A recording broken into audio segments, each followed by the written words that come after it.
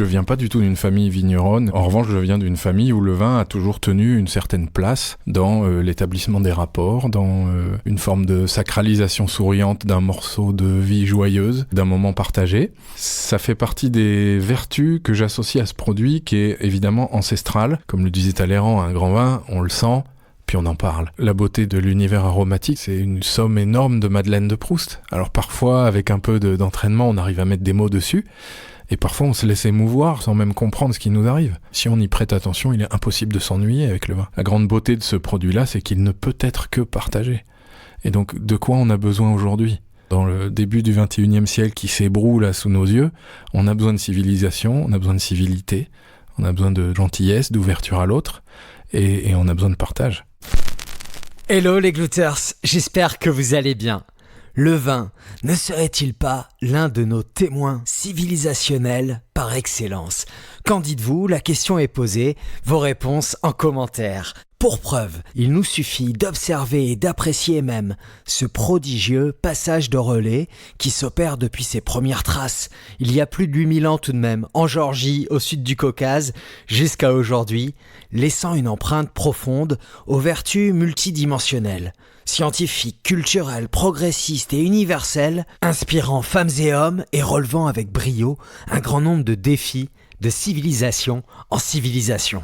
Et la nôtre, parlons-en, elle doit à son tour relever les siens avec agilité, ceux d'aujourd'hui et de demain.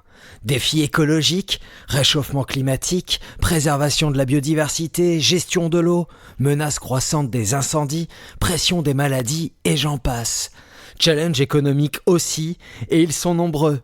Assurer un avenir prospère aux exploitations viticoles, donner envie et confiance aux prochaines générations de vignerons, de reprendre le flambeau, de s'installer, d'investir, garantir aussi une rémunération juste de tous les acteurs, sans oublier évidemment de susciter le désir et l'émerveillement auprès de nouveaux consommateurs, avec modération, bien sûr. Enfin, actualité oblige, il nous faut à présent ruser pour trouver une issue favorable à ce que l'on pourrait bien qualifier de prise d'otage impulsive menée par Donald Trump lui-même, qui vraisemblablement a la main lourde lorsqu'il s'agit d'assaisonner le montant des taxes douanières, sonnant soudainement le glas sur les exportations de la filière européenne.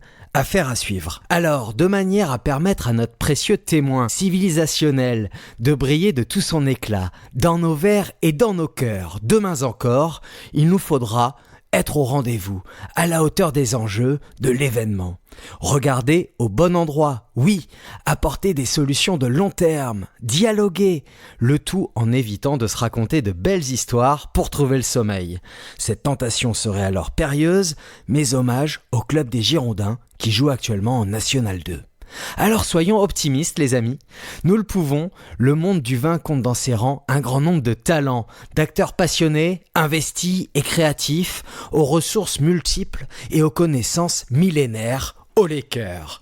Et justement, en parlant de talent, découvrons ensemble, sans plus attendre, ce que le vin dit de Arnaud de Laforcade, gardien financier et commercial de l'intemporel et illustre Château Cheval Blanc, fleuron mondial de la viticulture, créateur d'émotions depuis des siècles à Saint-Émilion. Pour Glouglou, Arnaud nous livre avec sensibilité son goût pour le vin, son attachement profond à ses vertus. Il invoque ici avec tact et mesure la notion d'ivresse et invite autour de la table Django Reinhardt, Brillat Savarin, Frédéric Dard ou encore Mozart.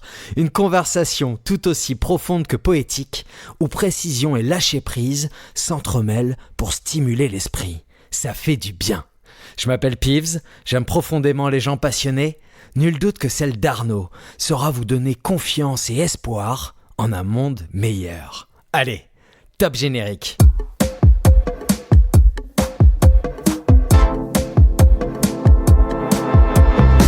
Bonjour à tous, c'est Peeves. Vous écoutez Glouglou, l'émission qui parle vin autrement. Vignerons, sommeliers, cavistes, mais aussi athlètes, artistes, musiciens, écrivains. Nous allons ensemble découvrir ce que le vin dit de nous à travers le regard, les mots et la singularité de chacun de mes invités. Hello les glouters et bienvenue sur Glouglou pour cette nouvelle émission. Vous connaissez la chanson, je suis évidemment très heureux de me retrouver face à une nouvelle personnalité inspirante. Et puis je suis pas n'importe où, mais on va vous décrire tout ça dans quelques instants. Mais avant tout, laissez-moi accueillir comme il se doit notre invité. J'ai nommé Arnaud de La Forcade. Salut Arnaud, comment vas-tu ? Salut, bonjour. T'as la forme ? Écoute, ça va, puis content de te voir. Plaisir partagé. Je suis très heureux de te retrouver dans un lieu assez mythique. Est-ce que tu peux nous confier où est-ce que nous nous trouvons ? Oui, on est au bureau. C'est un lieu que j'aime beaucoup, en fait, je dis ça avec ironie, mais c'est une toute petite salle à manger qui est à l'intérieur du château Cheval Blanc. C'est un endroit assez intime où on ne peut recevoir que 3 personnes, et j'aime beaucoup cette petite pièce. On prendra une petite photo, histoire d'habiller un peu ce moment et garder un souvenir. C'est important de garder des traces, je trouve, mais très belle. Une tapisserie fabuleuse au motif bleu et blanc, des très jolis tableaux accrochés au mur, et puis surtout cette très belle table, nappée de blanc, un petit bouquet de fleurs entre nous deux. Écoute, c'est un rendez-vous galant. Mais tu connais, toi aussi, justement, un peu la musique de Glouglou et puis son ADN. Notre idée, c'est de désacraliser le vin, le désacraliser de manière vertueuse à travers, justement, le regard et la singularité de chacun de mes invités, de toutes celles et ceux qui font confiance à ce format, et surtout pour découvrir ce que le vin dit de toi. Are you ready? I am. Arnaud, la mise en bouche, c'est l'étiquette. Je crois que celle de Cheval Blanc, on la connaît. Je crois qu'elle est dans l'inconscient collectif et le conscient, évidemment, de tous les grands amateurs de vin du monde. Et bien souvent, même lorsque l'on n'est pas amateur de vin, je crois qu'on a déjà entendu Cheval Blanc. C'est assez époustouflant. Mais en ce qui nous concerne, l'étiquette, c'est le moment pour toi de te présenter à nos auditrices et auditeurs. Tu as carte blanche. Merci Pierre-Yves et bonjour à tous. Je m'appelle Arnaud de La Forcade. J'ai 46 ans, je suis français. Je suis marié depuis la moitié de ma vie. On a pu agrémenter ce mariage de 4 enfants qui nous écoutent ou nous écouteront probablement. Et puis, je travaille au Château Cheval Blanc depuis 15 ans où on m'a donné la responsabilité du commercial et du financier. Jolie mission, et puis surtout joli chemin, joli parcours de vie. La famille, c'est important, les amis. Donc, ton arrivée ici à Cheval Blanc, c'est 2009. 2009, oui, ça paraît déjà la nuit des temps. Mais c'est pas grand-chose à l'échelle de ce domaine et de l'équipe qui essaye de le faire vivre. La première trace de vin ici à Cheval. La première trace de vignoble ici à Cheval, c'est 1539. La première archive écrite d'un vignoble appelé le vignoble du Cheval Blanc. Je trouve ça très intéressant et j'ai aussi envie de vous apporter un petit peu de contexte, vous qui écoutez cette émission. Arnaud, tu viens de nous le dire, tu es donc directeur commercial et financier du château Cheval Blanc. Je trouve ça assez fascinant parce que parfois derrière l'étiquette d'un titre, et typiquement celui notamment de directeur financier, je te fais part de ma sensation, il y a peut-être un aspect un peu froid. Justement, Arnaud, moi j'ai le plaisir de t'avoir rencontré il y a peut-être 8 ans maintenant, où souvent tu m'as reçu lorsque j'ai eu le plaisir de venir à Cheval Blanc, notamment pour découvrir les nouveaux millésimes. Et je tiens à vous dire, voilà, que j'ai en face de moi une personnalité qui m'a toujours marqué et touché. Ta façon de parler des vins. Justement, cette chaleur, cette poésie je trouve qui te définit bien et qui est en même temps donc assez inattendue. Et je me faisais une joie, voilà, de te proposer, parce que j'avais envie d'en savoir plus sur ce que le vin dit de toi, d'en apprendre plus aussi sur cette passion qui t'habite. Parce que à Cheval, lorsque vous venez dans ce lieu mythique, iconique, je pense que voilà, on voit des personnes qui sont au bon endroit et des personnes passionnées qui œuvrent très dur, avec beaucoup de sérieux, mais en même temps sans se prendre au sérieux, pour faire de Cheval, voilà, un domaine qui perdure et qui garde ses lettres de noblesse. Et je trouve ça fantastique. Voilà, bon, vous savez tout. Maintenant, il est l'heure d'entamer le chapitre assez intéressant, qui est les racines. Jingle. Mon goût est en pleine croissance. Il me faut du vin. Mon cher Arnaud, dans ce chapitre, ce premier grand service de Glouglou, ce qui nous intéresse évidemment, c'est d'aller puiser dans ces premiers souvenirs liés au vin que tu as au fond de toi. Écoute, je me suis concentré un petit peu sur mon parcours et mon histoire personnelle pour essayer de trouver ce fameux premier service, ce fameux premier souvenir. Pour donner un tout petit peu de contexte, je viens pas du tout d'une famille vigneronne, ni même locale. En revanche, je viens d'une famille où le vin a toujours tenu une certaine place dans l'établissement des rapports, dans une forme de sacralisation souriante d'un morceau de vie joyeuse, d'un moment partagé. Et donc, mes tout premiers souvenirs relatifs au vin, c'est des souvenirs assez touchants, souvent avec mes grands-pères. J'avais un grand-père du côté paternel, qui était lui non plus, pas du tout dans la viticulture, mais qui était un fameux gourmand. Et en fait, c'était quelqu'un de très pudique, voire d'assez secret. Et un des souvenirs les plus marquants que j'ai avec lui, c'est autour d'une bouteille de Gros Plan et d'une boîte de Petit Lu, qui étaient ces deux Madeleines de Proust à lui. Il aimait beaucoup la région de Nantes, il y avait beaucoup de racines. Et c'est la première fois où ce grand-père s'est un peu livré. On était tous les deux tout seuls à une petite table un peu comme celle-ci. Tout le reste de la famille était parti vaquer à d'autres occupations. Et voilà mon grand-père qui me raconte sa guerre d'Indochine, des souvenirs pas forcément heureux, voire même carrément blessés, mais aussi la rencontre avec ma grand-mère. Et toutes ces confidences, j'ai l'impression qu'il ne me les a livrées qu'avec l'aide de cette petite bouteille de Gros Plan. Et ça fait partie des souvenirs qui, en me concentrant un peu, je crois, m'ont aidé à découvrir les principales vertus du vin, dans son côté constructeur de ponts, ouvreur de portes, bâtisseur de sourires. Et pour moi, c'est le but ultime de tout le travail de tous les vignerons du monde.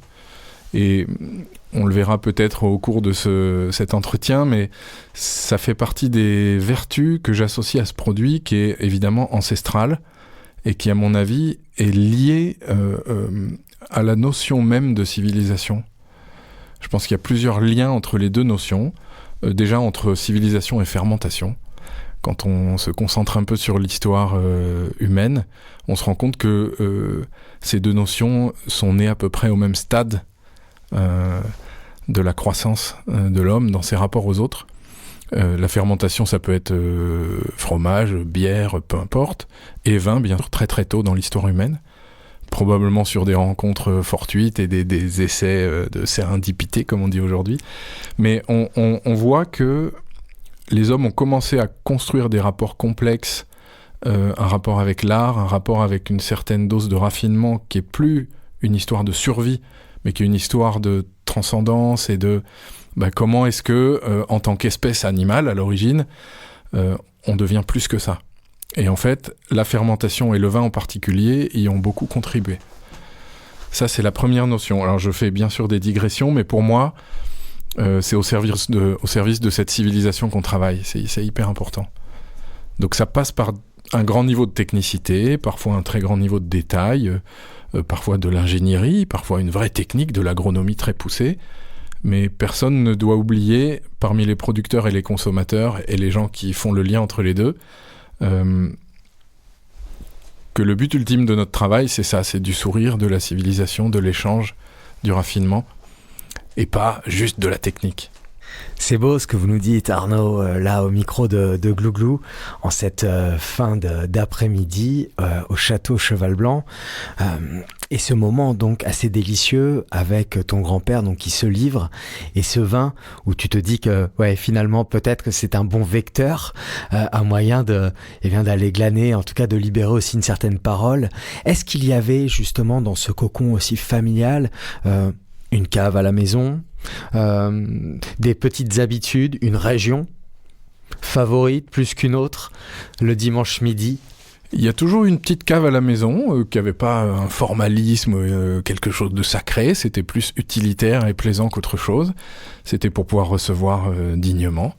Il y avait une assez grosse présence de Saumur-Champigny à la maison. C'était pas des vins à gros budget, à gros renom, à grosse étiquette. En revanche, le vin faisait partie de la vie festive et de la vie familiale.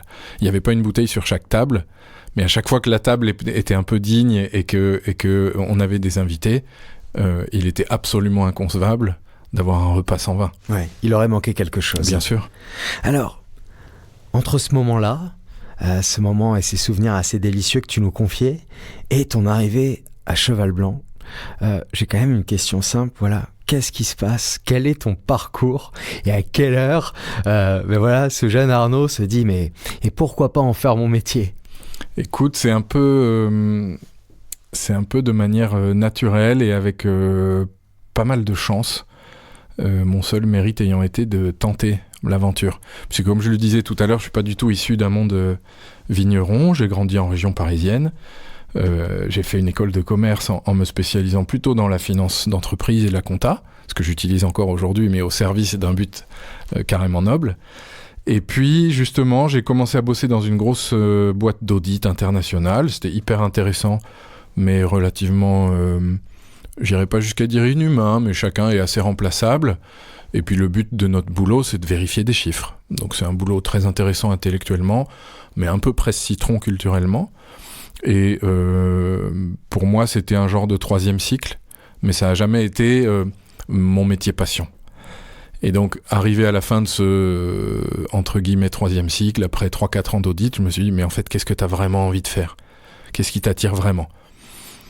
Et en fait, le vin est ressorti à ce moment-là par tout un tas de faisceaux, de petits signes, parmi lesquels celui de mon grand-père, mais aussi ma belle famille, qui est d'une culture agricole, non pas viticole, mais agricole, qui m'a fait découvrir une bonne partie de ce que c'est que travailler avec la nature et dans la nature.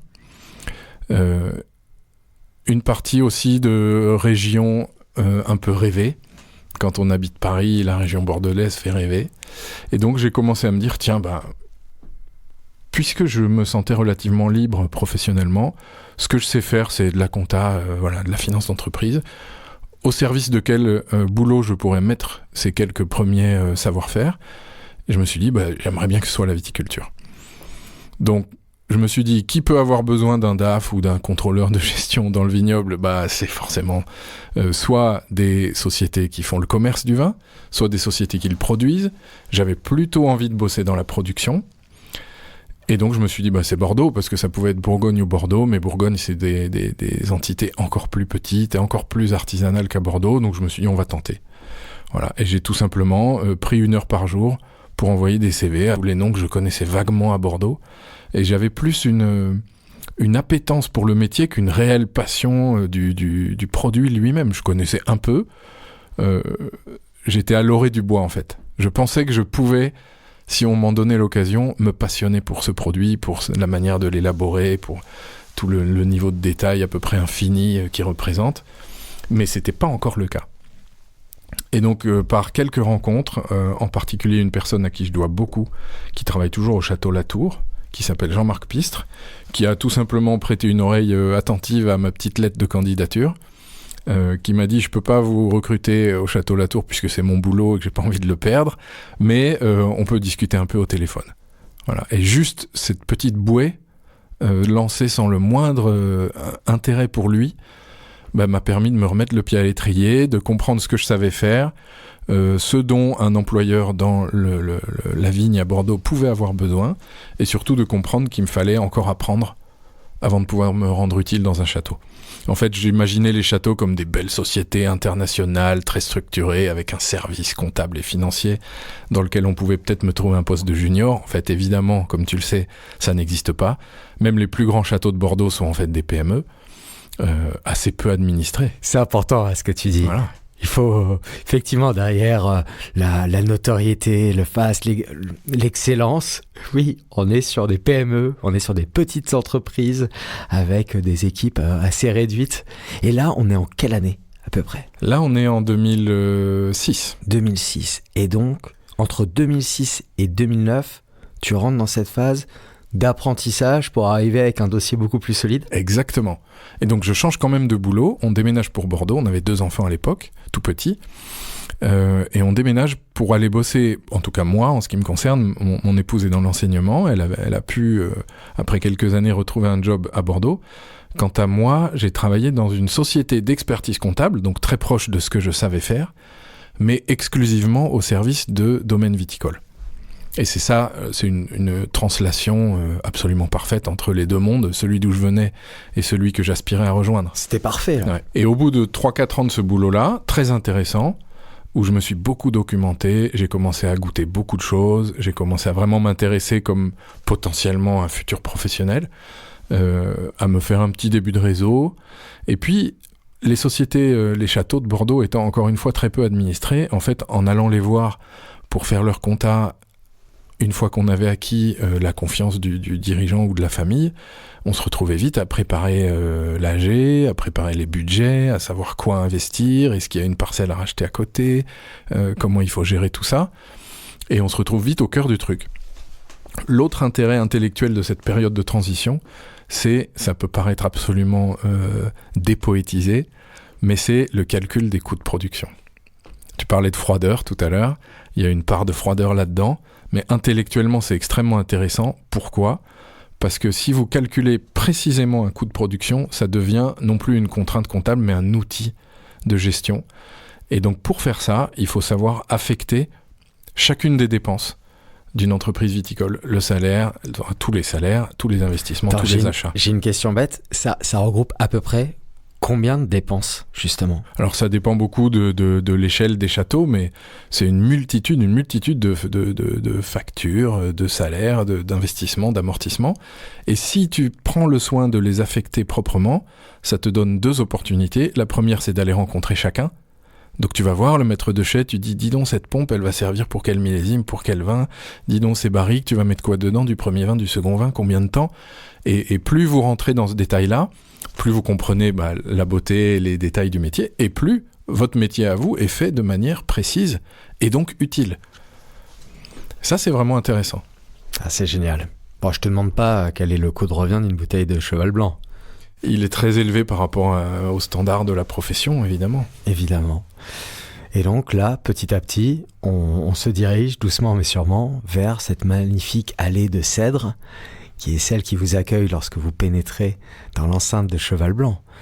2009, je passe pour la première fois par cette très belle allée de cèdres pour venir passer un premier entretien, puis un deuxième, un troisième, un quatrième. Je vous passe les détails. Ça a été assez rocambolesque, mais Pierre Lurton m'a recruté pour devenir le directeur financier. À l'origine, c'était seulement pour porter ce chapeau-là. Je pense que lui avait des idées derrière la tête, mais il m'en a pas fait part. Et à ce moment-là, j'ai eu la chance d'être accueilli dans une société qui était encore une fois toute petite. À l'époque, on devait être 35 peut-être salariés, dont 4 ou 5 au bureau. Et en fait, j'ai été accueilli de manière très amicale par des gens qui m'ont pas vu comme un chien dans un jeu de quilles ou un empêcheur de dépenser en rond, mais qui m'ont vu comme un allié, comme quelqu'un qui pouvait sécuriser un peu leur boulot à eux, et puis qui m'ont fait comprendre assez vite que dans cette société-là, il y avait un besoin d'investir et de dépenser au service du vin. Et qu'est-ce que tu as découvert de plus fou en arrivant à Cheval ? Je crois que c'est justement le côté authentique, sincère et comment dire, vraiment au service de toute l'équipe vis-à-vis de ce vin. En fait, ça appartient à des grandes familles. Il y a la moitié de Cheval Blanc qui appartient au groupe LVMH, l'autre moitié qui appartient à la famille Frères. Ça peut paraître très distant et bien sûr le préjugé qu'on peut avoir vis-à-vis de ces vins, c'est que évidemment il manque d'incarnation, il manque de sincérité et on est juste là pour faire du pognon avec du vin, alors qu'en fait on fait du vin avec du pognon dans ces sociétés-là. Donc on dépense énormément mais très massivement au service de la production. Et donc au bout de quelques semaines, je me suis rendu compte que mon travail, ça allait être d'être hyper exigeant sur chaque dépense, mais très compréhensif à partir du moment où j'avais construit la conviction que cette dépense-là serait au service de la qualité ou de la quantité. À partir du moment où une dépense, un investissement, une embauche peut servir à la qualité ou à la quantité de la production, il faut la faire maintenant et pas l'an prochain. Il faut rester très agile à cet égard. Et le jeu et la valse des millésimes sur laquelle on reviendra, c'est une école permanente. Il y a des années où il faut savoir dépenser beaucoup dans la production et en fait on sera rémunéré l'année d'après ou l'année d'encore après. Mais c'est une course permanente pour un certain degré d'excellence. Voilà. En revanche, sur toutes les autres dépenses qui ne servent pas directement à la production, là il faut savoir se montrer très exigeant et difficile à convaincre parce que sinon on peut vite avoir tendance à devenir un hôtel de luxe et c'est pas du tout l'esprit de la maison. Bon, vous l'aurez compris, et on en apprendra certainement un petit peu plus encore sur l'esprit de la maison. Mais il y a, voilà, ici des gardiens de ce magnifique temple. Et j'adore tes anecdotes. Merci de te prêter au jeu une nouvelle fois, Arnaud. Et d'ailleurs, bon, on a quand même mis un grand pied dans le prochain chapitre qui est terroir. Jingle. De grands terroirs impliquent de grandes responsabilités. Glou-glou. Alors, cher Arnaud, terroir. Écoute, il y a une première question et on va pas déroger à la règle. Elle est simple.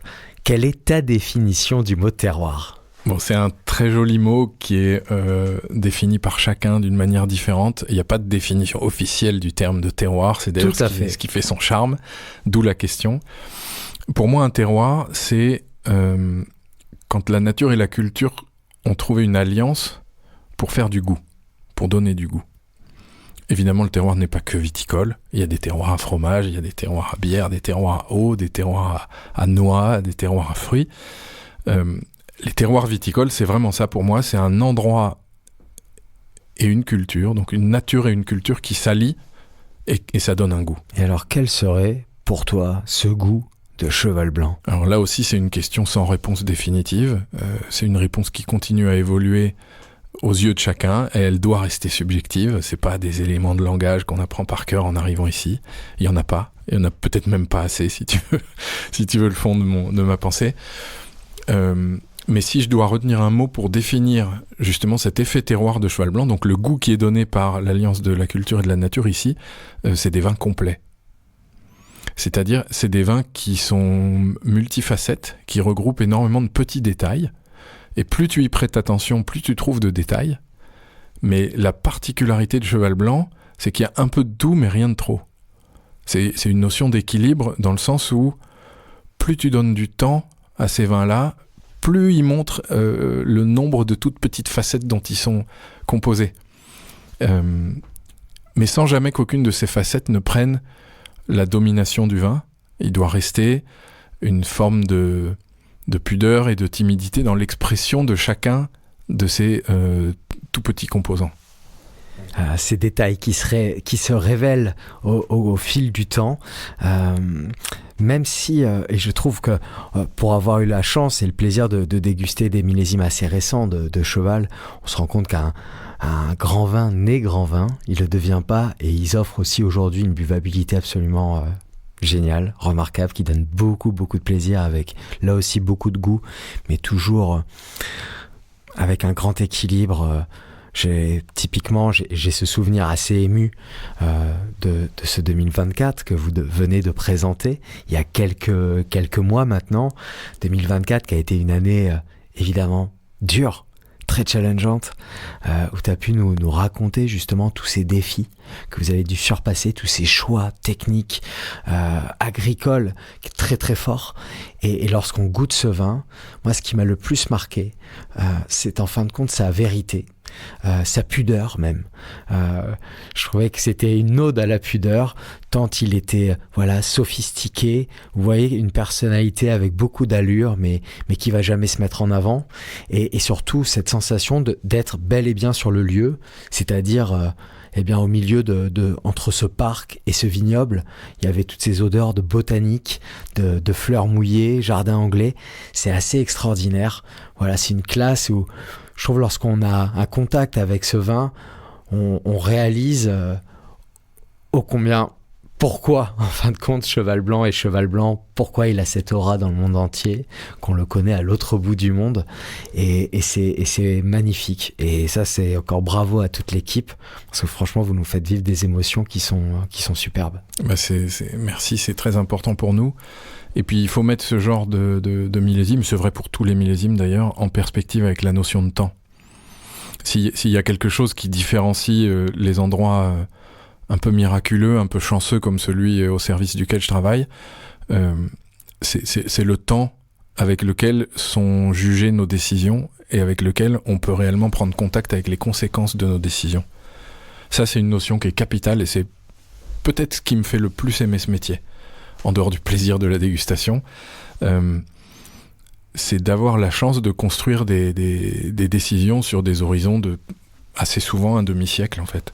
On s'en rend pas forcément compte, mais quand on arrache une parcelle, qu'on l'attend 4 ou 5 ans et qu'on la replante, le choix du matériel végétal, le choix du porte-greffe, la densité, le mode de taille, l'adéquation avec le vivant, animal, végétal, qu'est-ce qu'on va semer, quels arbres on va mettre avec.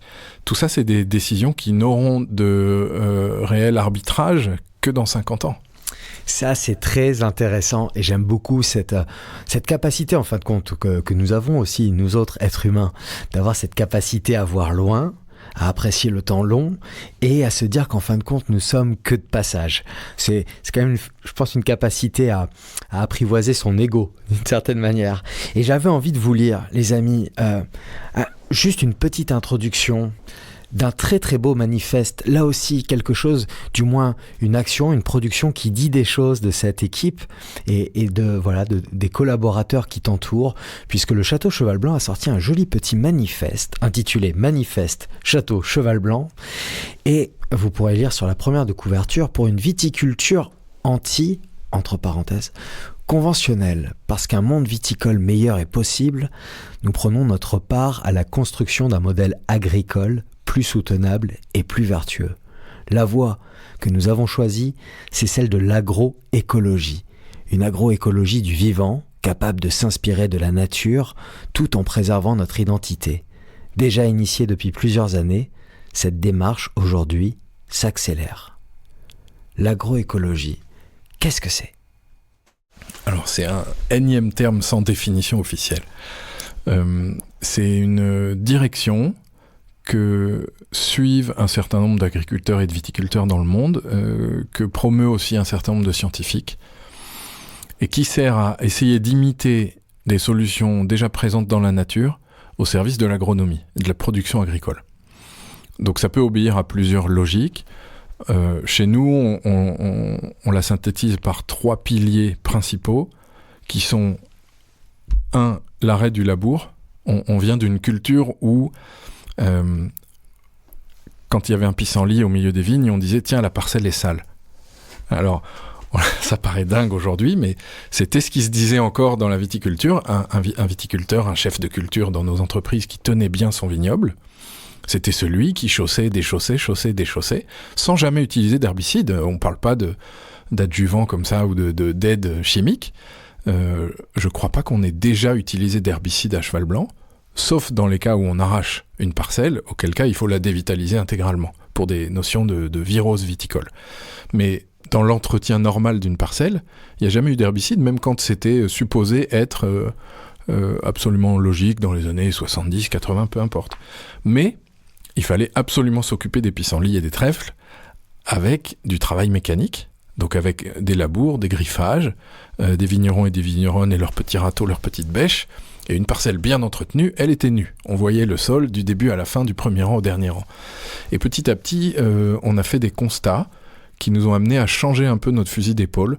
Je te raconte une des anecdotes, c'est que dans une jachère, comme tu le sais, on laisse les vignes en jachère pendant 3, 4, 5 ans, dépendant de la population de nématodes et d'autres choses. Donc une jachère, juste pour celles et ceux qui nous écoutent, lorsqu'on décide d'arracher une parcelle, le terrain est nu, et donc là on crée une jachère, on plante des choses. Voilà, ou non. On peut laisser aussi la nature et tu vas attendre 3 à 5 ans de manière à ce que le sol récupère de l'énergie, en quelque sorte. En gros, c'est ça, qui puisse réaccumuler des nutriments, etc., de l'azote.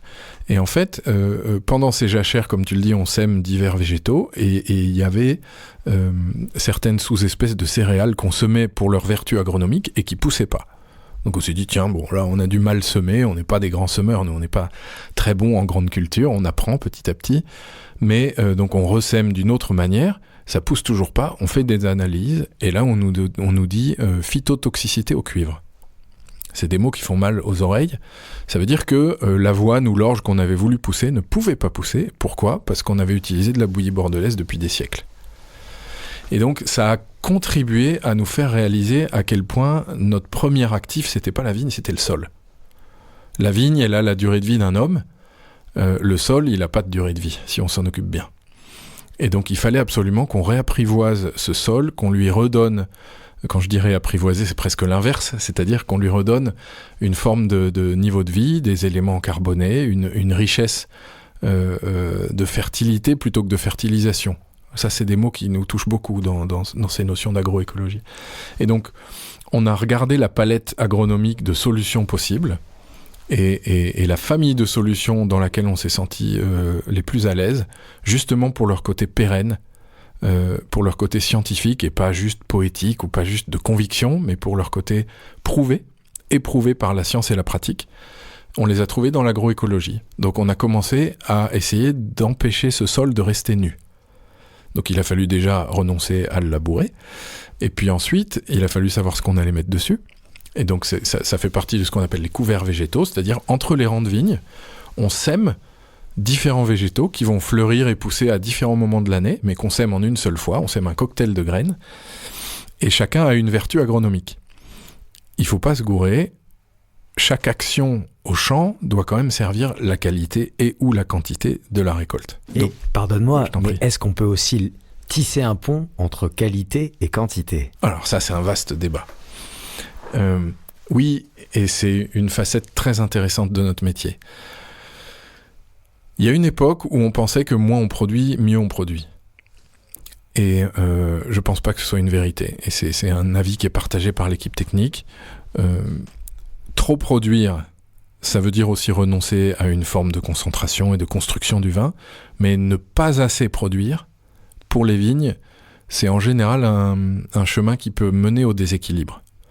En particulier avec le réchauffement climatique, qu'on constate, qui est pas remis en doute du tout. Et ce réchauffement climatique, il peut avoir pour effet, en particulier à Bordeaux, qui est toujours soumis à une influence océanique très forte, d'avoir des hivers plus doux, des printemps très pluvieux, mais aussi des étés hyper secs et hyper solaires. Et là, tes vignes, si tu leur demandes le même rendement que dans les années 70, ou des rendements très faibles, t'aider à obtenir une forme de concentration et une maturité aromatique. Aujourd'hui, si tu fais les mêmes rendements, tu vas obtenir des vins trop concentrés, trop hauts en alcool, et donc déséquilibrés. Et encore une fois, le but d'un vignoble comme Cheval Blanc, c'est pas de faire le vin le plus intense ou le plus impressionnant possible. Pas du tout. Notre but, c'est de faire le vin le plus complet, le plus raffiné, le plus complexe possible. Et donc, ces notions de rendement, elles peuvent aussi être un outil de complexification du vin. Il y a des moments où il faut savoir produire. Des millésimes comme 2022 ou 2018, si on avait fait un tiers de vin en moins, il serait probablement un tiers moins bon, même si ce n'est pas des notions chiffrables. Mais au bout d'un moment, si ta vigne a la capacité à produire, j'en sais rien, à 20 hecto-hectares, un vin qui est à 16 degrés, qui est hyper concentré, en fait, peut-être qu'à 35 ou à 40, elle te produira quelque chose de beaucoup plus équilibré. Très intéressant. Et donc, on revient, parce que nous avons fait une petite digression sur justement donc, l'agroécologie, ce que vous avez apporté là sur Cheval. Tu parlais des sols, qu'il a fallu donc étudier qu'est-ce qu'on met, les couverts végétaux. Les couverts végétaux, c'est le premier pilier. Le deuxième pilier, c'est celui qui est le plus visible, surtout cette année avec le printemps qu'on a eu, c'est l'agroforesterie, c'est-à-dire faire croître des arbres et des vignes ensemble dans les mêmes parcelles. On a commencé, comme beaucoup de confrères, par planter des haies un peu partout, puisque évidemment ça a des vertus agronomiques que tout le monde redécouvre et que l'agriculture dans son ensemble n'aurait jamais dû oublier. Il y a des paysages de bocage qui ont gardé ce patrimoine incroyable, mais dans le vignoble, souvent on l'a un peu oublié par remembrement et souci de productivité, de facilitation du travail. Et donc on est très nombreux à avoir redécouvert l'attrait, pas seulement esthétique ou les vertus biodiversité des haies, mais aussi un attrait sur l'agronomie dans son ensemble, sur la présence de différents animaux, sur les oiseaux qui reviennent. C'est d'une efficacité redoutable. Donc des haies, ça fait longtemps qu'on a commencé à en mettre.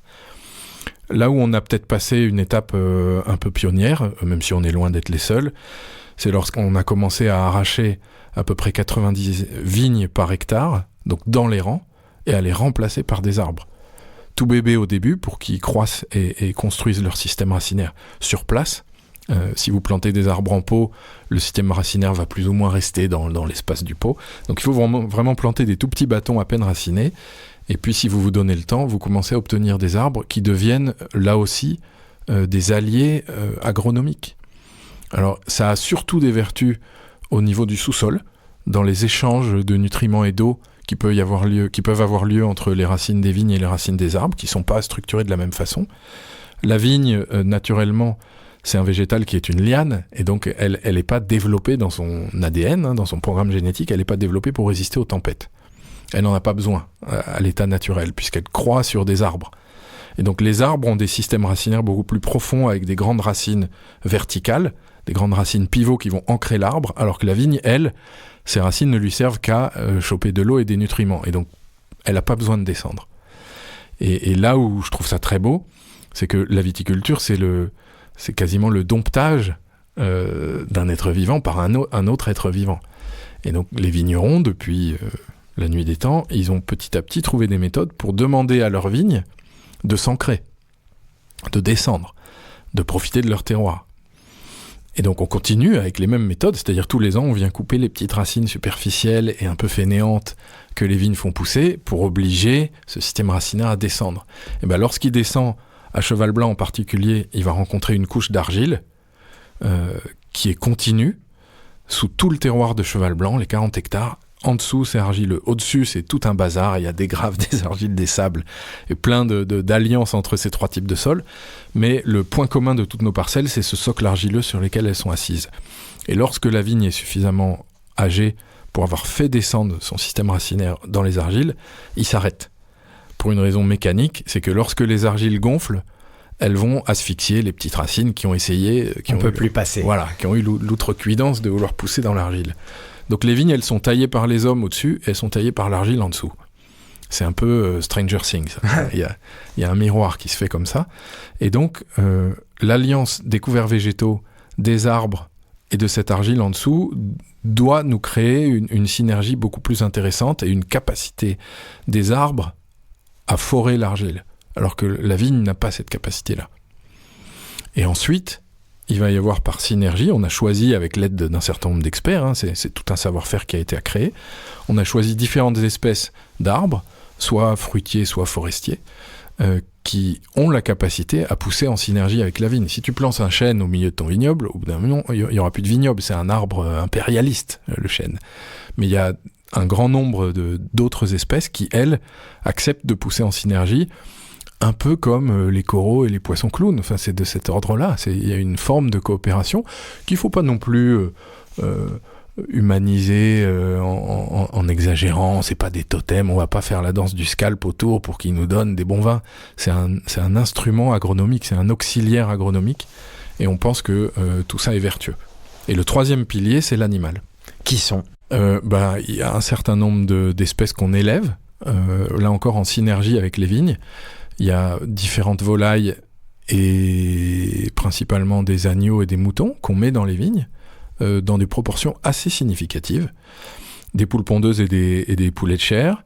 On a essayé les cochons, mais c'est un échec cuisant puisqu'ils défoncent tout. Donc on a arrêté. Le seul intérêt des cochons qu'on élève, c'est qu'ils contribuent à baisser encore le niveau de déchets en fait, du domaine, puisqu'ils mangent à peu près tous ceux qu'on ne sait pas recycler, et puis que nous, on les mange aussi à la fin du cycle. Mais on les met plus dans les vignes. Voilà. En revanche, tout ce qui est volaille, moutons et agneaux, suivant les saisons, eux, ils grandissent dans les vignes, ils apportent de l'amendement, ils gèrent un peu l'herbe, ils apportent d'autres oiseaux, d'autres insectes, et tout ça crée un biotope un peu plus équilibré et un peu éloigné de la monoculture, dont on sait qu'elle ne marche jamais à long terme. Vous voyez, je vous disais que Arnaud savait parler du vin et qu'il était de surcroît très très intéressant. Je te remercie Arnaud. Franchement, ça nous permet, je pense, de mieux comprendre justement ce qui se passe à cheval, mais même les enjeux d'aujourd'hui, de demain et toutes ces réflexions qui apportent énormément de crédit, en final, au liquide qu'on va servir dans un verre à table, qu'on va profiter avec nos proches. Tu parlais de Stranger Things, je te propose justement un Upside Down, parce que cheval, ce n'est pas toi. Et ce qui nous intéresse dans Glouglou, c'est justement aussi d'aller chercher ce qui touche notre invité. Et donc ces terroirs, pour rester sur ces terroirs, mais de cœur peut-être, est-ce qu'il y a des endroits, des paysages qui t'ont marqué ? Alors évidemment, et dans plein de régions différentes. Une des nombreuses chances qui m'ont été données ici, c'est de visiter un grand nombre de régions viticoles avec l'équipe technique de Cheval, puisque ça paraît très naturel, mais évidemment, on peut pas faire un joli vin tout seul dans son coin, et il faut se tenir au courant, curieux, et puis avec appétit de tout ce qui se fait un peu ailleurs. Donc on a un joli caveau avec beaucoup d'autres vins, mais ça suffit pas. Et 1 à 2 fois par an, il faut absolument rendre visite à des confrères, à Bordeaux, mais surtout ailleurs, pour s'ouvrir un peu les chakras, quoi. Et donc ça nous donne l'occasion de découvrir des endroits où le terme de terroir prend vraiment tout son sens. Et sous mes dehors un petit peu chiffrés ou techniques, en fait, je suis quelqu'un qui est probablement même trop sensible. Et donc il y a des endroits qui peuvent vous tirer une larme, je trouve. Des terroirs viticoles comme les collines de l'Ermitage, comme la coulée de Serran, le cirque qui entoure le village de Sancerre, la Grande Côte, et voilà, chez les Cotas, les vignes de Collioure. Ces vignes qui se jettent dans la mer, les amis, c'est pas beau. C'est fou, c'est une viticulture de dingue. Les vignes poussent sur 3 grains de poussière et des cailloux, et les gens les entretiennent. Et ce qui m'avait touché la dernière fois que j'y suis allé, c'est qu'il y avait beaucoup de jeunes vignes. Ce qui est toujours un signe tout bêtement d'investissement. C'est-à-dire que c'est un vignoble qui est en train de vivre et de se renouveler. Il y a des endroits qui me touchent beaucoup, comme par exemple le Pic Saint-Loup. Je trouve que c'est une espèce de carrefour miraculeux, en fait, entre la civilisation qui est très ancienne dans tout ce coin-là, Montpellier, Narbonne, etc. Le vignoble qui est là depuis les Romains, pour les raisons qu'on sait. Et en fait, c'est un endroit où le Languedoc arrive encore, et arrivera pendant longtemps, à faire des vins frais, où on garde le côté épicé de la région, sans renoncer à la fraîcheur et au côté un peu dressé de ces vins qui vieillissent miraculeusement. Et je trouve que ça fait partie des endroits où on sent déjà la beauté des vins, rien qu'en regardant les vignobles et puis les reliefs qui les entourent. Je suis très ému quand je me balade aussi sous les dentelles de Montmirail. Gigondas, c'est quand même un des plus beaux vignobles de France. C'est très touchant, il y a encore beaucoup de forêts, il y a plein de petites parcelles, chacune avec son sens, son inclinaison, son exposition. Et puis on va à la cave de Gigondas et on goûte 15 vins qui sont tous des Gigondas, mais tous avec leur personnalité. C'est un vignoble qui me touche pas mal. Enfin voilà, il y a quelques très beaux endroits comme ça. Évidemment, la Côte de Nuit et la Côte de Beaune, quand on a la chance de pouvoir en entrouvrir les portes. C'est une chance qui nous est donnée quand on appelle des confrères là-bas en disant voilà, on est l'équipe de Cheval, on aimerait bien passer 1 heure ou 2 avec vous, mieux comprendre ce que vous faites, on aime bien vos vins mais on n'est jamais venu. Et puis la plupart des gens nous prêtent une oreille attentive et quelques heures de leur temps, et on découvre, on comprend, on ressent avec une intensité qui est inoubliable et dont on se sert après dans notre métier. C'est bon, tu ramènes des cartes postales après effectivement à Cheval et ça te nourrit et ça inspire. Peut-être ne les avez-vous pas, ces paysages en tête. Je n'hésiterai pas en tout cas à vous remettre toutes ces références et ces paysages, ces terroirs dans description de l'épisode, comme je le fais à chaque fois les amis, et ce de manière à ce que vous puissiez bien voilà, à votre tour, avec curiosité, en apprendre plus. Bon, une fois qu'on a visité un domaine, généralement il y a la dégustation et ça tombe bien, c'est le prochain chapitre, mon cher Arnaud. Jingle. Glouglou, le podcast à écouter sans modération. Gamma GT. Alors, pas de prise de sang cet après-midi, Arnaud, mais en revanche, nous sommes très curieux, on voudrait avoir ta fréquence de consommation de 1 à 7, 7 jours semaine. Qu'en est-elle ? C'est presque 7. En voilà, quelqu'un d'honnête. Vous êtes le premier. Non mais... Alors, il y a bien sûr 2 facettes. Il y a la consommation dans le cadre professionnel et la consommation dans le cadre privé. L'un n'est pas compatible avec l'autre. On peut pas être 7 sur 7 à la maison et 7 sur 7 au boulot. Mais comme j'ai la chance de pas mal recevoir ou pas mal partager de belles bouteilles avec des clients, des confrères, les clients de mes clients ou tout simplement l'équipe, la consommation, en particulier à table, elle est presque quotidienne au travail, ça fait partie de mon travail. Et si je mets pas ça, il faudrait que je démissionne. Bien sûr, c'est une consommation qui est raisonnée, mais c'est une consommation qui est réelle. En dégustation, on crache, à table, on crache pas. Et donc, il faut aimer boire du vin pour faire ce métier. Il faut aimer le consommer. Quel qu'il soit, en début de repas, en fin de repas, le jeune millésime, le vieux millésime, les vins associés, les vins des autres, si vous perdez cette gourmandise-là, il faut changer de boulot. Alors ça peut vous jouer des tours, il faut faire attention à ce que la gourmandise vous emporte pas n'importe où, et l'ébriété est assez mal vue dans le monde professionnel et à juste raison. Donc pour moi, ça fait partie de la civilisation du vin que de savoir en profiter sans jamais se laisser dépasser par l'ivresse. Et même le bon degré de civilisation, c'est celui qui entrouvre une toute petite porte de l'ivresse et qui sait ne jamais s'y engouffrer ou s'y laisser embarquer.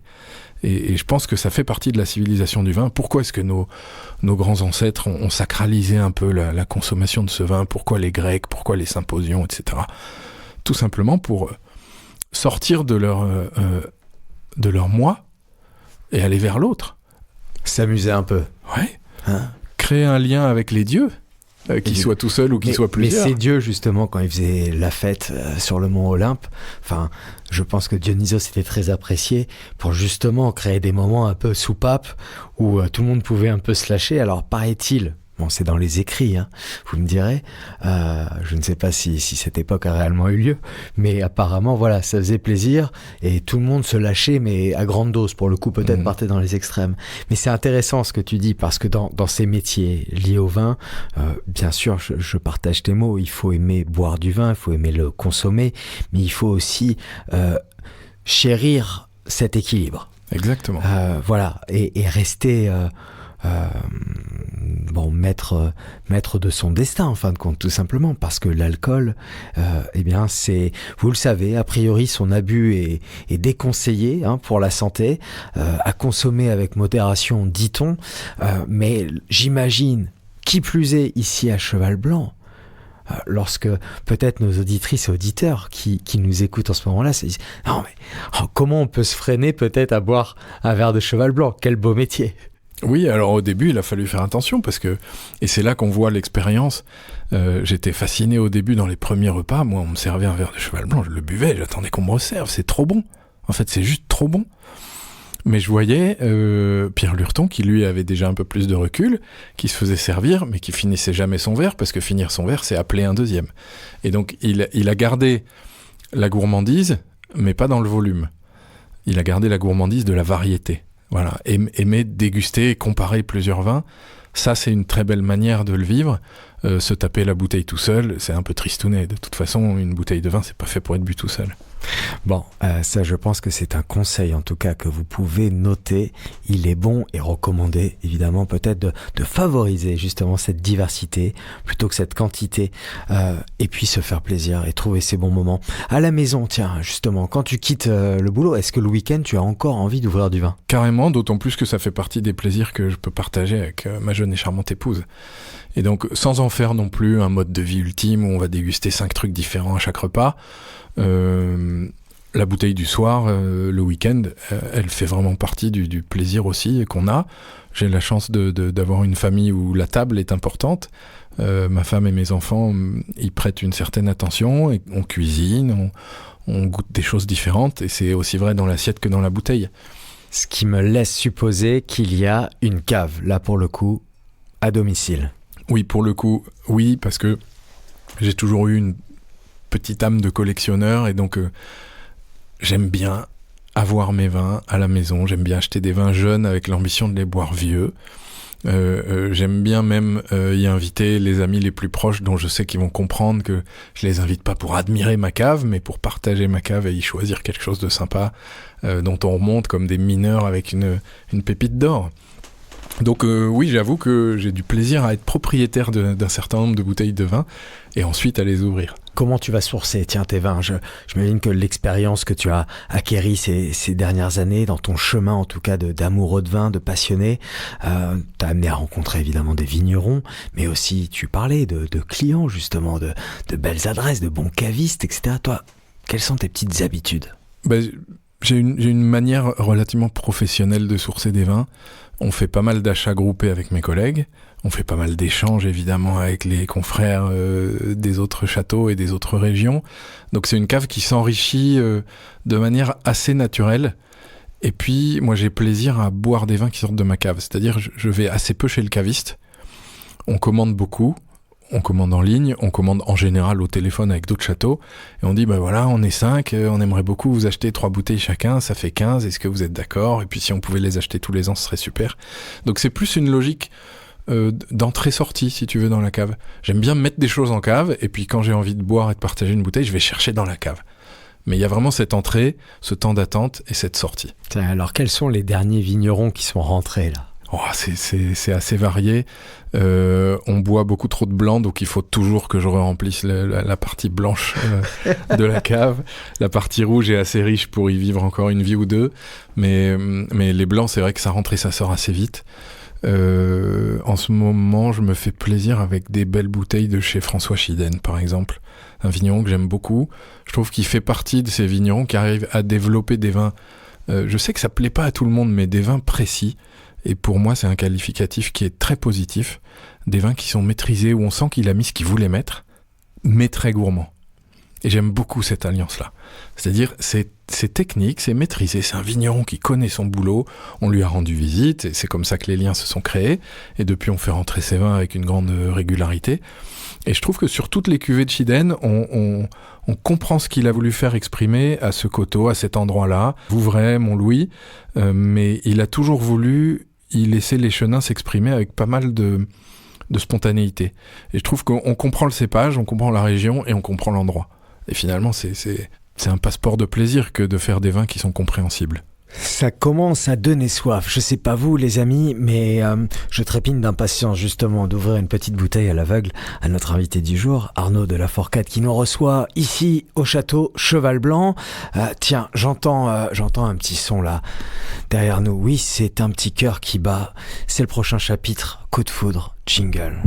Glou-glou, pour l'amour du goût. Mon cher Arnaud, coup de foudre, coup de cœur, ça va de pair. Est-ce qu'il y aurait un vin qui t'a laissé une empreinte, un souvenir indélébile ? Alors non, il y en a plusieurs.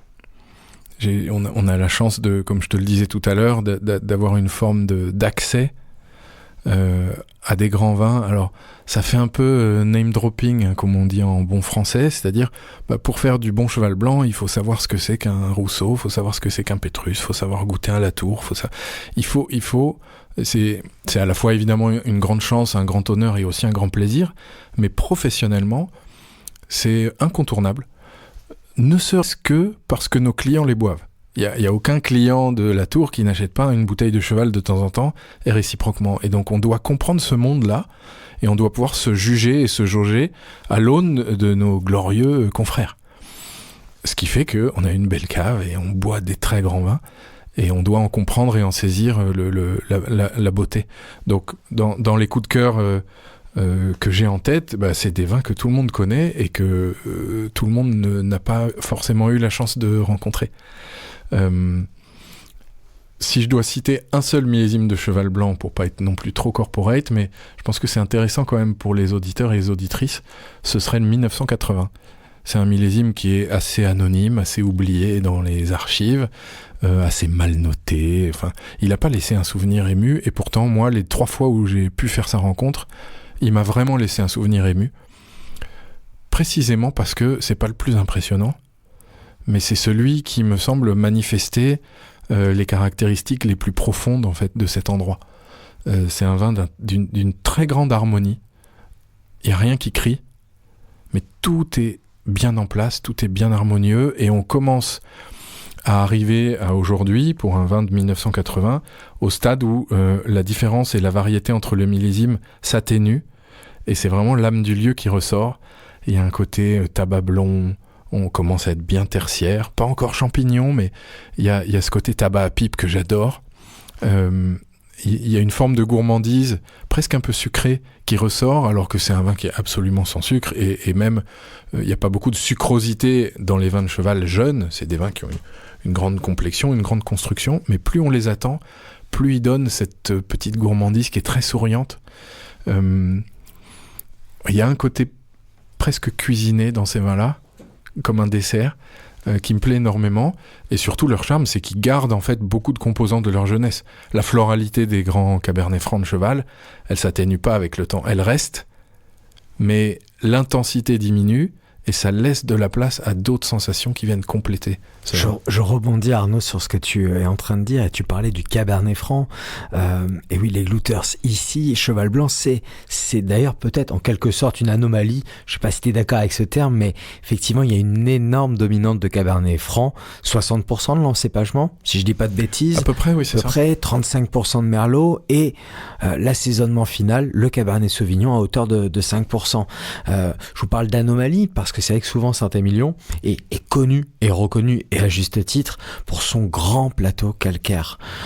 Et donc là, tout à l'heure, tu nous parlais d'un peu de ce bazar de Souilly avec les graves, les sables, les argiles, et puis ce sous-sol argileux, voilà, qui en fait une distinction. Et donc, stylistiquement parlant, voilà, une personnalité à part du paysage de Saint-Émilion, qui est d'ailleurs, c'est une propriété qui est collée à l'appellation Pomerol, hein, juste de l'autre côté de la route, on retrouve la Conseillante, l'Évangile, voilà, très très très intéressant tout ça. Exactement. Donc un coup de cœur pour ce cheval 80 qui est timide mais qui est délicat et complet. En faisant la liste de mes coups de cœur, parce que parmi mes quasi-autismes, je tiens un registre de mes dégustations depuis que je m'intéresse au vin, donc depuis une vingtaine d'années. Je note tous les vins qui sont dignes d'être notés, c'est-à-dire presque tous, et je mets ça dans un fichier Excel en bon financier que je suis. Donc je dois être à pas loin de 5000 notes aujourd'hui. Et en fait, c'est bien sûr une discipline que je me suis imposée au début pour m'obliger à me concentrer, à poser quelques mots sur mes sensations, en étant tout à fait novice. Et puis en étant un peu moins novice aujourd'hui, quoique pas œnologue ou technicien, ces notes, elles prennent un peu plus de densité, un peu plus de variété, et ça m'intéresse beaucoup de les relire avec le temps, ou de constater que tel ou tel vin, j'ai eu la chance de goûter 15, 20, 30 millésimes différents.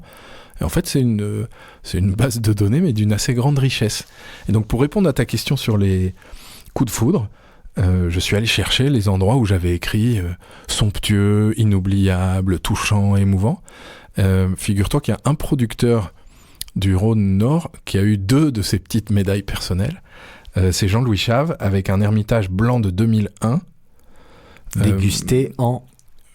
Alors ça, il faut que je regarde mes archives. Peut-être il y a 7 ou 8 ans. Oui, donc un Hermitage blanc qui est arrivé à maturité. Ouais, une vraie maturité. Et ça fait partie des quelques vins dans ma petite vie d'amateur. Je trouve que le vin, c'est vraiment le trésor par excellence qui ne peut que se partager. Voilà, une bouteille de vin, un verre de vin tout seul, ça a peu d'intérêt. Ce qui est intéressant, c'est de le vivre en commun et d'en discuter, de le partager. C'est pour ça que je suis un peu triste quand je vais au resto et que je vois des gens avec chacun son cocktail ou chacun sa bière différente. C'est très sympa, c'est bien sûr plus adapté au goût de chacun, mais il n'y a pas d'échange là-dessus. Alors qu'une bouteille de vin, comme le disait Talleyrand, un grand vin, on le sent, puis on en parle. Et donc, je suis très proche de cette notion-là. Ceci dit, ces quelques coups de cœur, c'est des vins que, en les mettant au nez et en bouche, il a fallu que j'aille rencontrer un peu tout seul. Donc pour moi, c'est des vins qui m'ont fait sortir de la pièce, avant d'y retourner pour en discuter. Mais c'est des vins qu'on met au nez et on se dit « Ah ouais, non, là, attends, là c'est pas Stranger Things, c'est Matrix. » Tu rentres dans une autre dimension, et moi j'ai besoin de m'isoler pour en faire une rencontre complète.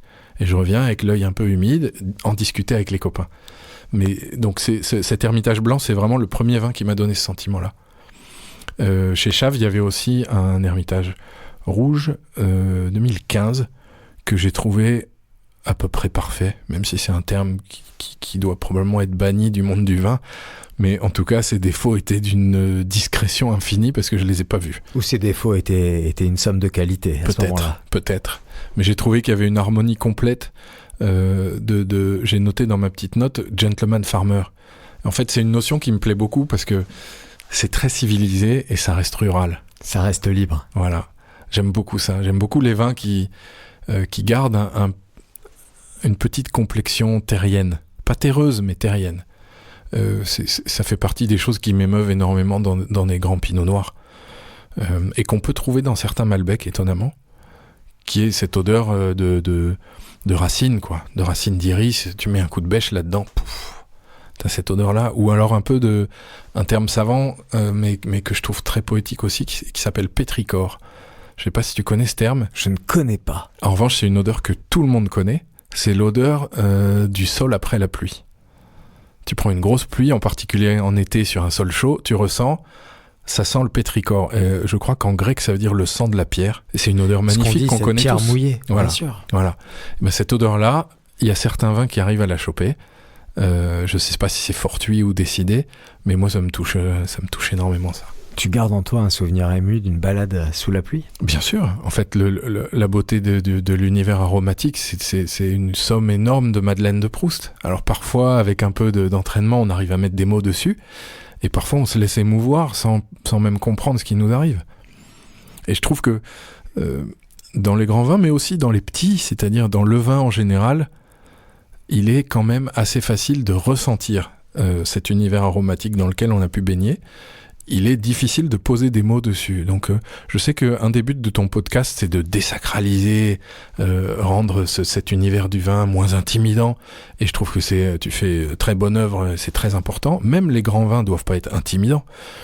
Ce qui peut être intimidant, c'est de se retrouver pour des raisons sociales, devoir décrire ses sentiments, ses sensations. Et ça, c'est dur. Ce qui est dur, c'est pas de les ressentir. Tout le monde est capable de bien déguster. Ce qui est difficile, c'est de poser des mots dessus. Et donc, il y a des liens qui doivent se faire dans le cerveau pour ça. Et ça demande forcément un peu de pratique et un peu de temps. Mais tout le monde peut le faire. Vous voyez ? Je suis pas le seul à le dire, les amis. Un peu d'entraînement, un peu de pratique, un peu d'envie. Je crois que tu le disais, et ces émotions que certains vins nous procurent, et parler un peu de cette sensation indélébile, je suis assez persuadé, du moins c'est une forte intuition, que cette émotion, c'est véritablement la clé qui peut justement nous permettre de débloquer tout un tas de choses, tout un tas de découvertes, d'émerveillements, et surtout nous permettre de mettre des mots justement sur ce que l'on ressent. Et tu vois, pour moi, c'est une véritable quête. Typiquement, c'est d'essayer de dire, mais est-ce qu'il y a un dénominateur commun ? Est-ce qu'il y a quelque chose qui pourrait expliquer justement cette émotion que je vais ressentir dans tel ou tel vin ? Ou en fin de compte, est-ce qu'il faut que j'accepte aussi juste que ça me dépasse et que ça réveille en moi, et bien voilà, ces souvenirs enfouis, des odeurs, des parfums, des images. Et il y a une part assez mystérieuse, je trouve, tu vois. Et j'ai même du mal, en fait, c'est tellement mystérieux, j'ai du mal à composer la question, qui pourrait être question de l'ordre de qu'est-ce qui te touche dans le vin, mais c'est pas ça que je recherche réellement. Est-ce que tu saurais définir voilà, l'émotion qui te traverse ? Je trouve que c'est assez compliqué, et qu'en même temps, ce qui est assez intéressant, c'est que ça nécessite un petit peu de travail, mais je trouve le chemin assez beau de faire ce travail, notamment de mettre des mots sur ce que l'on ressent en fin de compte. Ça nous permet peut-être aussi de nous recentrer sur nous. Je le dis moi assez souvent lorsque je parle avec mes proches, mes amis, c'est que j'aime personnellement le moment de la dégustation, parce que pour moi, il est lié à un moment de lâcher prise. Souvent dans une journée, le contrôle c'est important. Il y a tout ce qui vient nous percuter. Il y a tout notre programme de la journée, etc. Et ce moment de dégustation et ce lâcher prise, je pense qu'il est primordial pour rendre d'ailleurs hommage au vin, au travail qui a été réalisé pour produire tel ou tel vin. Et voilà, donc à mon tour, je digresse un petit peu, mais voilà, vive l'émotion et vive les grands vins. Tu nous as parlé là de quelques bouteilles mythiques. Est-ce qu'il y a, outre ça, un cépage, tiens, en particulier, que tu aimes particulièrement, ou peut-être une vigneronne, un vigneron, une figure, une grande gueule que tu aimerais nous conseiller ? Il y en a plein, c'est vraiment difficile de faire un choix, et puis je trouve que un des charmes de ce produit, c'est sa variété, et cette variété, elle est infinie. Avec le jeu des millésimes, elle est infinie. Il y a des endroits où on produit le même vin depuis des siècles, et en fait c'est jamais le même, jamais tout à fait le même, en particulier dans les régions où l'impact du millésime est très fort. C'est le cas à Bordeaux à cause de sa proximité océanique, ou grâce à sa proximité océanique. Donc pour moi, c'est une espèce de Bible dont on n'a jamais complètement fait le tour. Et d'ailleurs, pour l'anecdote, les quelques premières fois où j'ai pu déguster avec des personnes qui avaient une énorme expérience, des Masters of Wine, qui avaient 80 ans, dont 60, passés à analyser, à apprécier, à essayer de comprendre les complexités des vins, ces personnes-là, elles arrivaient pour découvrir le nouveau millésime de Cheval Blanc. J'avais la chance d'être dans la pièce, sans en être l'acteur principal, mais simplement de regarder les étincelles qu'ils pouvaient avoir dans les yeux, l'appétit, en fait, la curiosité qu'ils avaient pour découvrir le nouveau millésime de Cheval Blanc et le comparer à leur bibliothèque personnelle de peut-être 80 millésimes qui l'avaient précédé, en fait, je trouve ça somptueux. C'est un monde où on n'arrête jamais d'apprendre. On ne sait jamais tout. Et puis c'est bien sûr lié avec ce que tu disais sur l'émotion. C'est un registre qui est complètement infini. Si on y prête attention, il est impossible de s'ennuyer avec le vin. Et l'hédonisme dans tout ça? Alors, l'hédonisme, pour moi, c'est... Il y a un caractère un tout petit peu exagéré. L'hédonisme, c'est celui qui laisse libre cours à la collection de son plaisir. Et il peut être de plusieurs ordres. Et je trouve que savoir laisser une place au plaisir, mais qui soit pas non plus, qui ne te laisse pas perdre ton contrôle, tes humeurs, ta civilité, c'est très important. Donc il y a une vraie place pour le plaisir, mais le terme d'hédonisme, pour moi, il est un peu lié à un plaisir sans limite, un plaisir qui te domine. Et le plaisir de la dégustation, c'est maintenant. Jingle. Blind Tasting. Blind Tasting, les amis, vous connaissez la chanson, c'est le moment pour notre invité de se jeter dans le grand bain, nous faire part justement de ses sensations, de ce qu'il ressent avec ce verre de vin, mon cher Arnaud, que je viens de te servir. Qu'est-ce que tu as envie de nous dire? Déjà merci, parce que c'est très bon, ça me plaît beaucoup.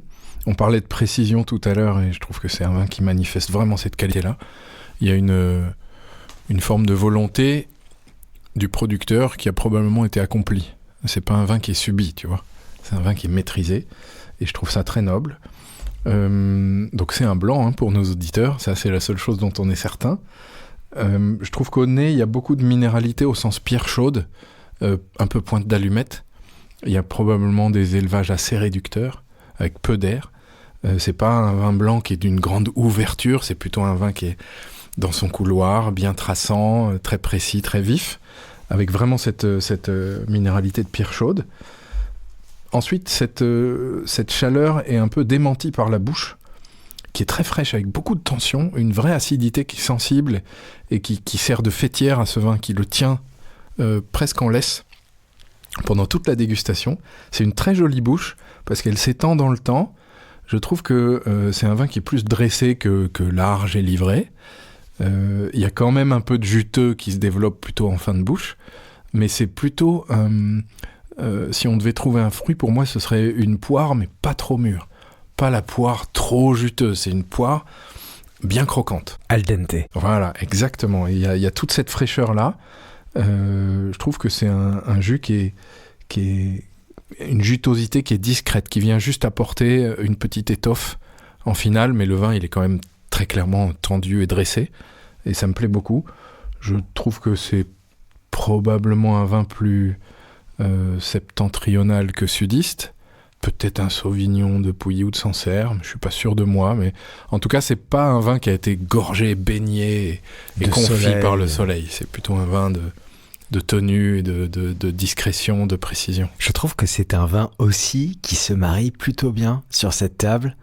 Et le paysage, moi, que j'entreaperçois par la fenêtre, il a cette énergie, il a surtout cette très belle acidité qui porte cette chair vraiment aimable. Et sur ce côté salivant, cette petite pointe saline au final, évidemment beaucoup de précision, comme tu le disais. Aussi cette sensation un peu de végétal noble, de tiges de fougères coupées, de bourgeons. C'est un vin en tout cas qui a fière allure, moi que j'aime beaucoup, que je trouve très rafraîchissant également, qui pourrait certainement sublimer quelques plats, ou en tout cas faire plaisir à votre palais. Bon, est-ce que tu as envie de nous dire, tu nous as parlé là, peut-être pourquoi pas la Sancerre, Sauvignon Blanc, c'est votre dernier mot? Oui, il faut toujours rester sur son premier mot. On dit généralement, c'est mon dernier mot, Jean-Pierre. mais on va vous faire une fleur, cher Arnaud. Alors écoute, on n'est pas très très très très loin, mais on est surtout, et là je vais te donner un petit indicateur, on n'est pas sur le Sauvignon. D'accord. On est sur un 100% Chardonnay. Ok. Et je t'amène en Bourgogne. Alors, pas n'importe où, je t'amène chez un vigneron qui s'est fait une petite réputation avec le temps, certainement parce qu'il arrive à produire des vins précis et qui font plaisir et qui véhiculent, à n'en pas douter, de l'émotion. Nous sommes chers amis, chers glouters, chez Pierre-Yves Colin Moret, sur l'appellation Bourgogne Haute-Côte de Beaune, une cuvée qui s'appelle Au bout du monde. Millésime 2021. Alors pourquoi Au bout du monde ? Pourquoi cette cuvée ici et maintenant ?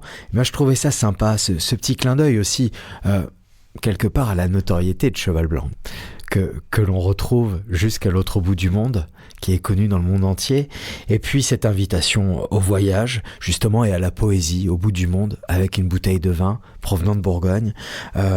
Pierre-Yves Colin Moret, alors n'y voyez pas non plus un culte, parce que nous avons ce même très joli prénom, mais c'est un vigneron. Moi j'ai eu de rares occasions, pour tout te dire, de déguster de son travail, de le découvrir, de le comprendre.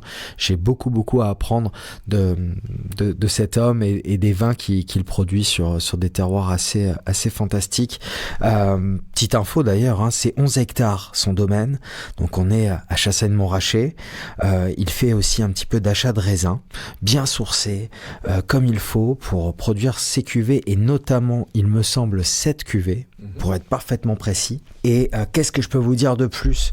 Bon, immense vigneron, Côte de Beaune, création du domaine seulement en 2005, donc en fin de compte, cette histoire est très très récente à l'échelle du temps long de la viticulture.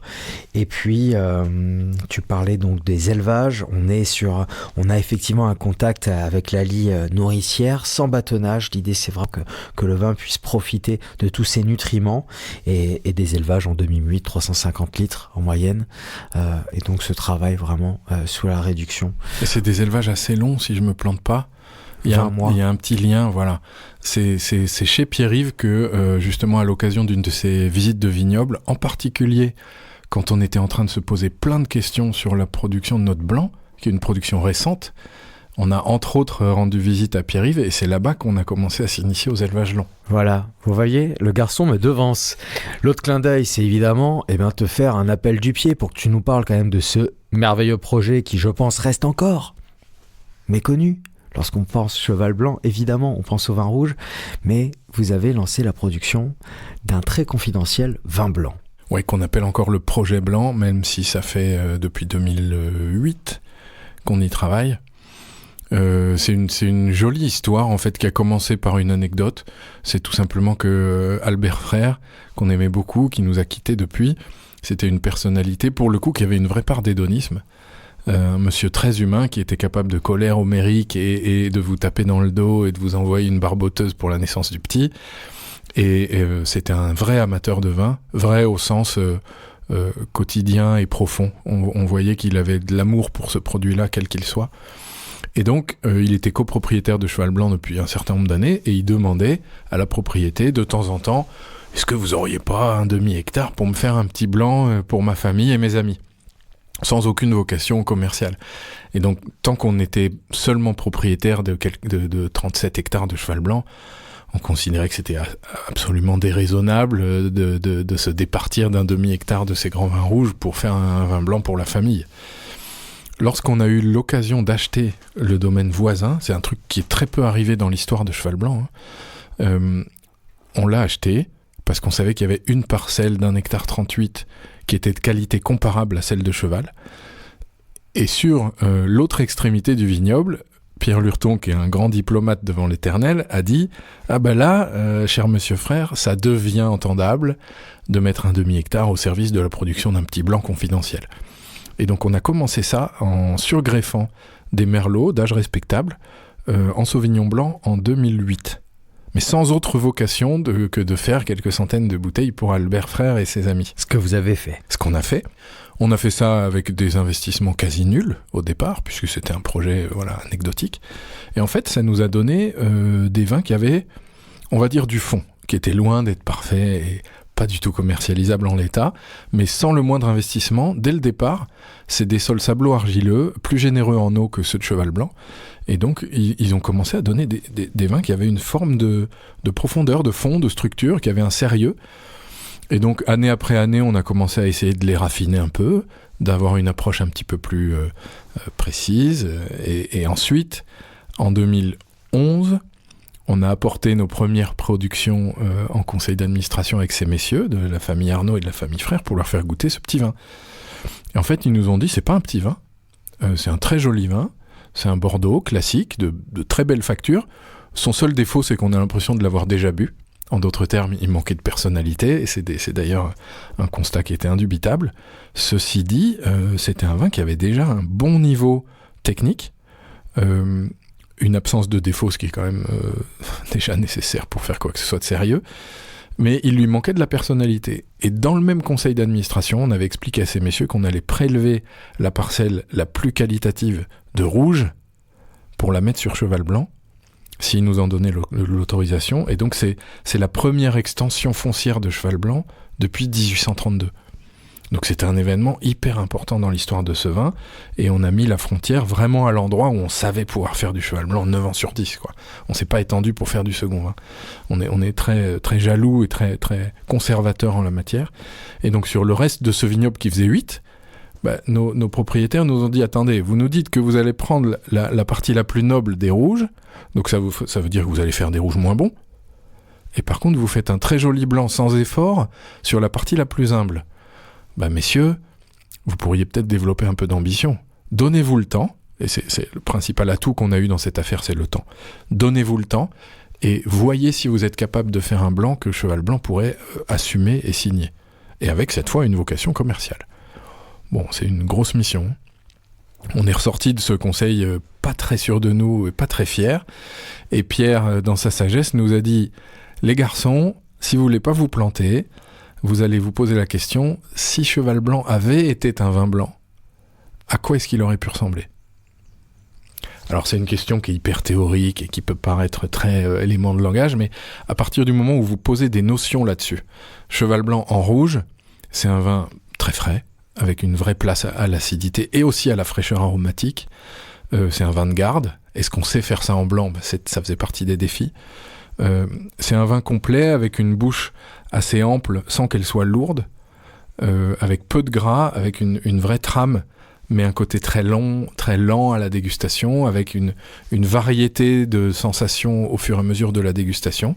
Et donc on s'est donné le défi d'essayer de reproduire ces principales caractéristiques en quelque sorte translatant et en les changeant de couleur.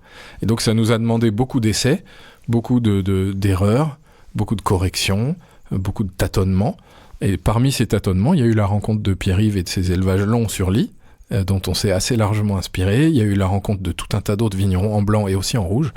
Et au fur et à mesure, comme les familles ont eu la gentillesse, mais peut-être aussi la sagesse de nous donner du temps, en 2016, on a commercialisé nos premières bouteilles du millésime 2014. Donc 8 ans après l'initiation florale, on a pu vendanger. Je trouve ça beau.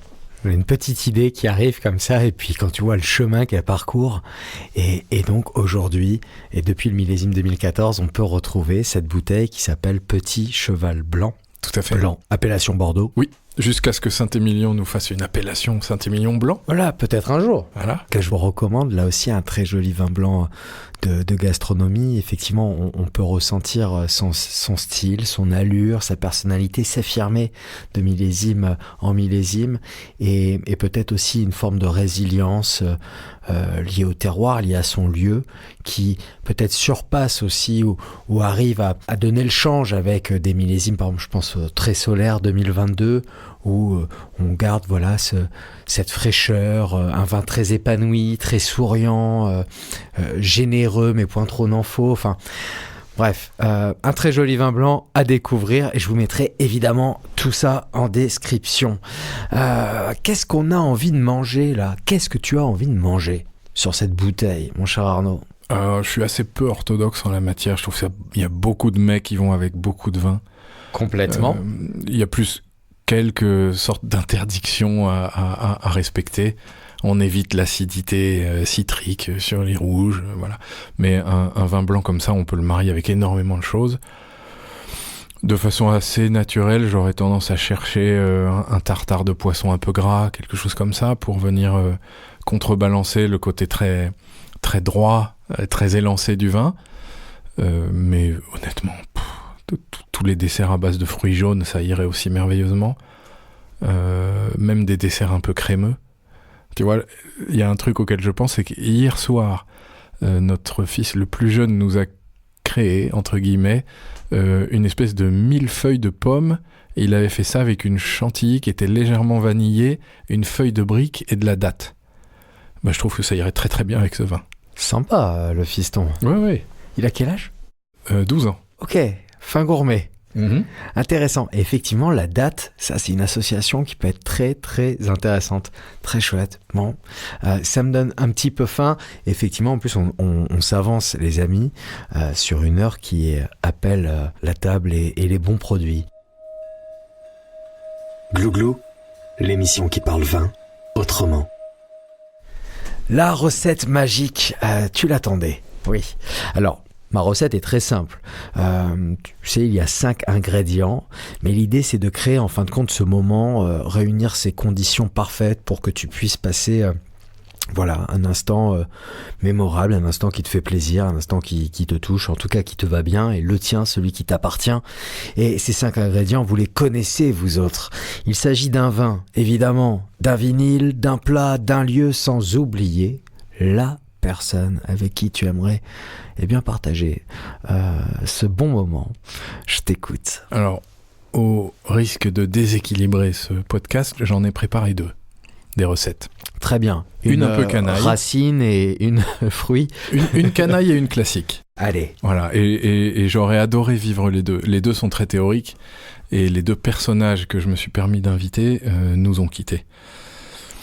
Il y a même des anachronismes assez francs dans l'une des 2. Mais la première, c'est la version canaille de cette recette magique. J'aurais choisi un beau moulin à vent. J'aurais invité Frédéric Dard, que j'ai adoré, dont j'ai dévoré l'intégralité de l'œuvre, et qui a accompagné 1 ou 2 décennies de ma vie de lecteur. Et du coup, comme c'est Frédéric Dard, on aurait mangé un plein canaille, des rognons, des riz de veau, quelque chose comme ça, dans un restaurant pas trop officiel, et puis peut-être accompagné par un vinyle de Django Reinhardt ou quelque chose comme ça, ou une Java un peu entraînante. Sympa, ambiance un peu bistrot, belle époque parisienne. Exactement. Ok, c'est plat canaille. Frédéric Dard, qui est évidemment très connu pour avoir écrit ses histoires avec l'inspecteur San Antonio, le commissaire, le fameux. Le fameux Django Reinhardt.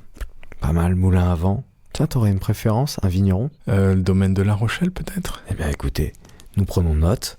On prend votre commande, mon cher Arnaud. J'ai hésité avec des Morgons, mais je trouve moulin à vent un tout petit peu plus fin. Et après, il y a la version classique, qui correspond peut-être un tout petit peu mieux avec ma personnalité, mais elle est très théorique aussi. Au risque de choquer, j'aurais choisi un vieux cheval blanc d'un petit millésime. Quand je dis vieux, c'est 40-50 ans. J'aurais essayé d'inviter Monsieur Brillat-Savarin. C'est donc, voilà, à cheval entre le 18e et le 19e siècle. Vous ne voyez pas, mais je fais des gros yeux. Ok, invitons-le. Non, super idée. Puisqu'on a le choix. Oui. C'est quelqu'un dont j'admire pas mal le legs. Alors, il faut pas trop broder sur ce fromage, puisqu'on lui a donné son nom dans les années 30, c'est pas du tout lui qui l'a créé. N'empêche que donner son nom à un fromage, c'est la classe. Ouais. Et puis, je trouve que c'est quelqu'un qui a traversé un siècle qui me fascine, qui est le 19e. Alors, il a connu aussi la Révolution, etc. Mais c'est un siècle qui m'intéresse énormément, je trouve qu'on en est héritier direct, et qu'il faudrait pas non plus en oublier tout l'héritage, d'ailleurs. C'est un siècle très civilisateur, alors avec aussi ses drames, avec aussi des choses sur lesquelles on revient, mais il m'est arrivé, dans mon petit parcours d'amateur, qu'on me donne l'opportunité de goûter quelques vins de ce siècle-là, en particulier des très grands liquoreux, à commencer par le plus grand d'entre eux. Et il y a des amateurs qui trouvent encore, qui gardent encore et qui ouvrent encore des bouteilles du 19e siècle. Le cheval blanc le plus vieux que j'ai goûté, c'est 1903, donc on est au 20e. Mais à Yquem et dans certains portos, j'ai pu boire des 1867, 66, des vins des années 1870. C'est une émotion complètement dingue. Et puis, on réfléchit à ce qui se passait dans le monde et à l'état du monde à l'époque où ce vin est né. C'est complètement fou que cette bouteille m'ait attendu, moi. En fait, c'est ça l'émotion qui me submerge avant même la description et d'essayer de comprendre et d'appréhender ce vin.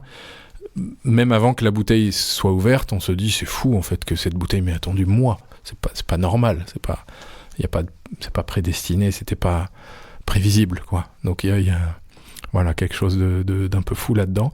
Et donc, c'est un siècle, c'est le siècle de la création de Cheval Blanc, mais de plein de choses. Il y a énormément de choses dont on est héritier, qui sont nées au 19e, beaucoup de belle architecture, beaucoup de géopolitique, parfois douloureuse, mais dont en fait, la première, la seconde et le reste sont aussi les héritiers. La division du monde par l'Occident, tout puissant, qui s'est dit, tiens, on va mettre une frontière là, on s'en fout, ça coupe une ethnie en deux, c'est pas grave. Il y a des choses fascinantes. J'ai lu il y a très peu de temps la biographie de Gertrude Bell, qui était l'alter ego féminine de Laurence d'Arabie, qui a pris ce qui s'appelait alors la Mésopotamie et qui a décidé d'en faire l'Irak, avec toutes les erreurs aussi qui ont été commises à ces moments-là. J'ai fait l'acquisition de ce livre il y a quelques jours. C'est très chouette, c'est très chouette. Il me tarde de l'ouvrir. Et donc, on retrouverait Jean-Anthelme Brillat-Savarin. Avec, tu nous as dit, un vieux millésime de cheval, 40-50 ans d'âge. Est-ce qu'il y en aurait un qui te ferait plaisir, justement, dans ces décennies qu'il concerne ? Alors non, puisque le premier millésime réellement étiqueté en cheval blanc, ça doit être 1848. Et donc, Brillat-Savarin n'était plus de ce monde. C'est pour ça que je te parlais d'anachronisme. Mais sur un cheval des années 60-70 ? Alors, j'ai pu goûter il y a peu de temps un 68 qui est un millésime dramatique et pourtant le vin était là et j'ai pris l'initiative d'aller dans le caveau pour l'offrir à un monsieur qu'on aime beaucoup qui s'appelle Yves Beck, qui est un critique de vin suisse qui a gardé énormément d'appétit. Ça fait partie des gens qui ont les yeux qui brillent tout le temps. Et c'est tellement agréable de voir jauger son travail par quelqu'un qui a les yeux qui brillent. Et donc c'était l'anniversaire. Est-ce que ça sous-entend que parfois certains yeux ne brillent pas ? Ah oui, bien sûr, oui, bien sûr. C'est un monde qui peut avoir aussi ses blasés, ses cyniques, ses intellos et ces gens qui ne sont préoccupés que par le commerce. Eh bien, on ne leur portera pas plus d'importance. Et donc, on continue cette recette qui s'annonce savoureuse. Un cheval, pourquoi pas 68 ? Un cheval 68. Monsieur Brillat-Savarin. Le Grand Véfour, obligé. Puisque c'est une des rares tables parisiennes qui existait déjà à l'époque, qui a tout vu et qui survit, qui fait plus que survivre, mais qui a réussi à traverser le temps comme une très vieille bouteille. Et puis on écouterait de l'indémodable. Mozart, Vivaldi. Moi j'ai eu un grand amour pour ces œuvres qui sont évidemment très partagées, très connues, mais que je trouve d'une quasi-perfection en fait. Je me laisse émouvoir. Il y a peu de temps, la semaine dernière, on a eu la chance de recevoir un concert de quatuor à cordes. Ils ont interprété certaines œuvres de Mozart. Moi je trouve qu'il y a une harmonie qui est complètement inimitable en fait là-dedans. Et ça me touche beaucoup. C'est extraordinaire. Je trouve ça en dit long quand même sur la capacité de l'homme avec un grand H, évidemment, à faire de très belles choses. Quand on repense au temps auquel il a été créé, enfin tout l'œuvre de Mozart, quoi.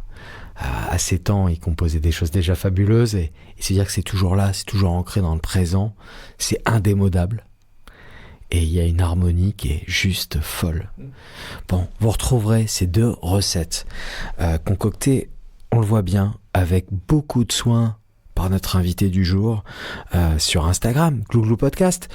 J'en profite comme toujours pour vous remercier, parce que c'est important, je pense, de dire merci à toutes celles et ceux qui rejoignent l'aventure sur Instagram et à vous autres qui vous abonnez sur les plateformes d'écoute. Le petit abonnement, Arnaud, tu connais. C'est très important, histoire que le podcast remonte et qu'il puisse trouver de nouvelles oreilles à conquérir. C'est ça l'idée, il n'y a pas beaucoup de prétention là-dedans, il y a juste l'ambition de se faire plaisir, primo, et puis second, de partager ce bel entretien. N'hésitez pas à continuer en tout cas d'interagir, c'est toujours un plaisir de lire vos messages et de pouvoir y répondre surtout. Merci pour la force envoyée à Glouglou les amis. On a cette belle recette magique. Tu nous as parlé de très jolies adresses dans lesquelles elle pourrait se dérouler. À présent, je t'attends sur tes bonnes adresses. C'est peut-être 2-3 tablés où tu aimes te retrouver, où tu aimes passer du temps avec tes proches, en famille. Quelles sont-elles ? Écoute, il y a une adresse en particulier qui m'a beaucoup touché à Bordeaux. Malheureusement, elle a fermé depuis, mais j'ai eu la chance d'y aller 3-4 fois. Et aller 3-4 fois dans le même resto et se laisser émouvoir 3-4 fois. Ça dit quelque chose. Voilà. Ça s'appelait Garo Papy, t'as sans doute connu ça. Bien sûr. Et je voulais les citer parce que non seulement la cuisine était remarquable, rafraîchissante, créative, nouvelle, mais pas déstabilisante. Et je trouve qu'ils arrivaient à trouver ce mariage entre classicisme et modernité et création que je trouvais très beau. Mais surtout, c'est un resto qui m'a marqué parce que son menu accord mets vin, tu sais, la carte blanche laissée au sommelier, était remarquable. Et souvent, ces menus accord mets vin, tu me pardonneras cette attaque frontale, mais ça sent plus la marge que l'émotion. Là, il y avait beaucoup d'émotions dans le choix et les découvertes de tous les vins. Que des trouvailles, que des petites choses dénichées que je connaissais pas et qui m'ont à chaque fois touché par l'harmonie réelle entre ce qui était présenté dans le verre et ce qui était présenté sur l'assiette.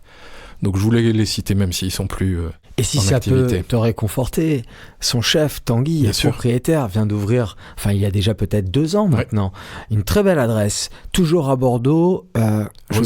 Ressources, voilà, rue Fond-d'Odège. On vous mettra tout ça également en description de l'épisode. Et puis une version peut-être plus contemporaine, vivante, et ça tombe bien, c'est son nom, rue des Bahutiers, vivant. Très intéressant, avec une jolie sélection des vins. Il y a toujours encore beaucoup de soins, je pense, dans ces équipes et d'envie de partager une émotion. Donc voilà, à tester prochainement. Ouais, et pour faire des liens encore, je crois ne pas me planter, mais il me semble que Tanguy a travaillé pendant quelques années au château Aubailly.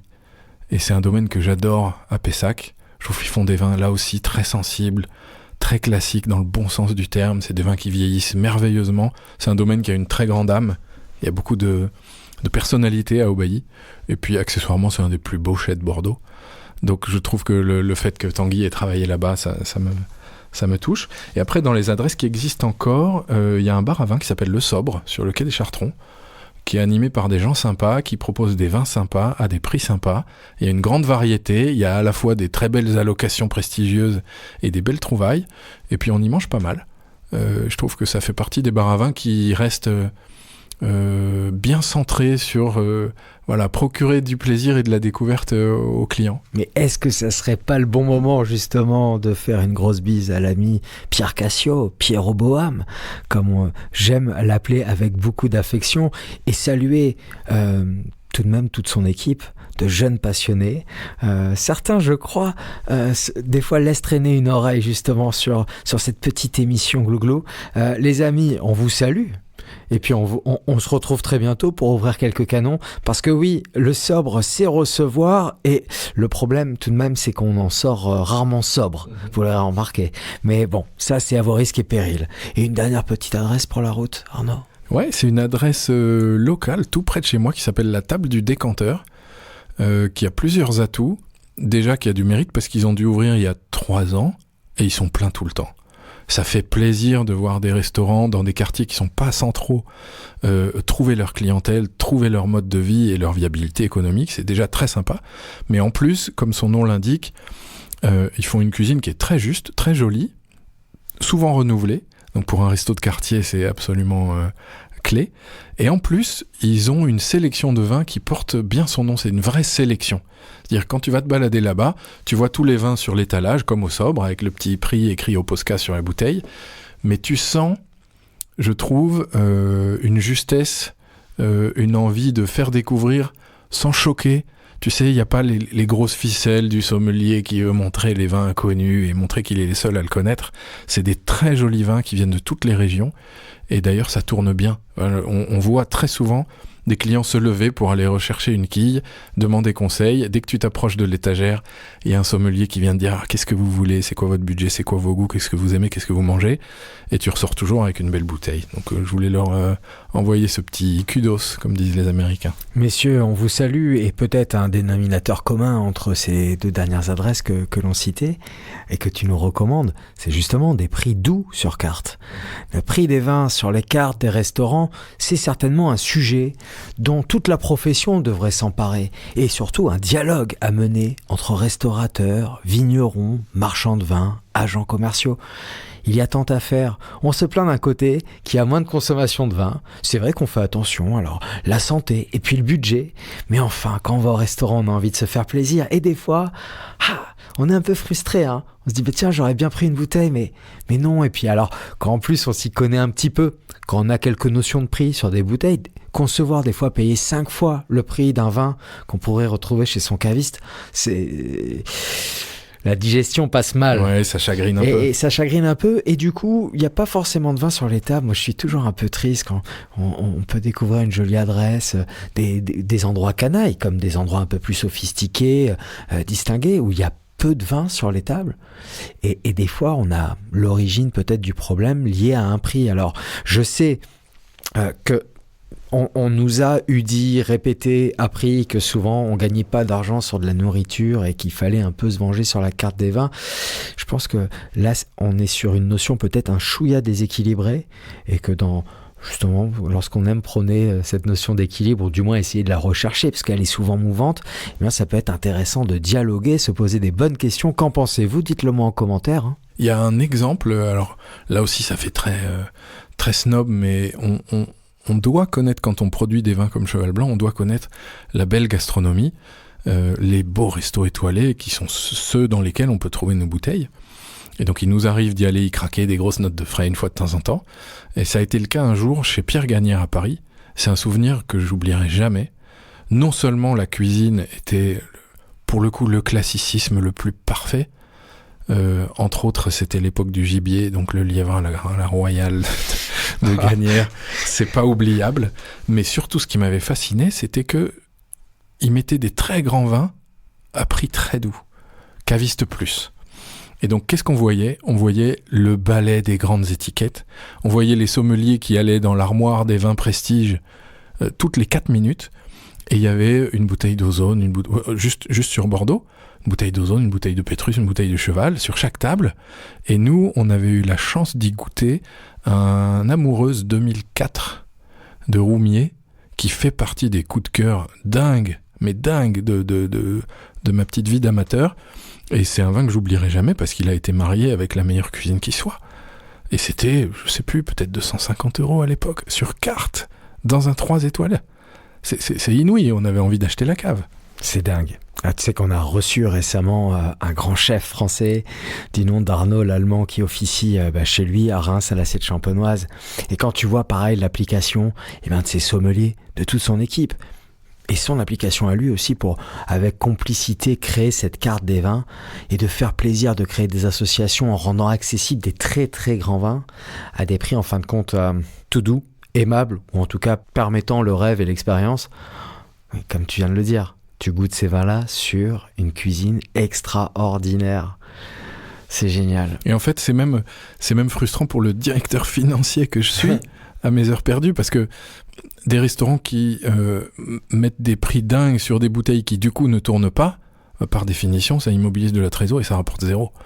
Donc si on part du principe que les bouteilles sont renouvelables, il faut les faire tourner, ça sera plus rémunérateur. Bien sûr que les restaurateurs ont besoin de vivre, et bien sûr que les marges sur les vins doivent les aider à vivre, ça doit pas être leur seule source de revenus, mais que ça arrondisse les fins de mois et que ça fasse tourner le resto, c'est une évidence économique. Mais il faut faire tourner les caves.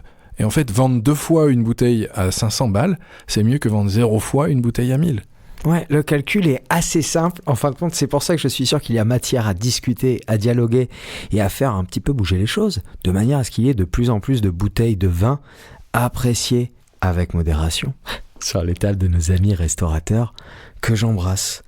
Bon, un petit peu d'actu. Est-ce qu'il y aura quelque chose que tu aimerais nous confier, un momentum, une petite news qui se passe ici à Cheval ?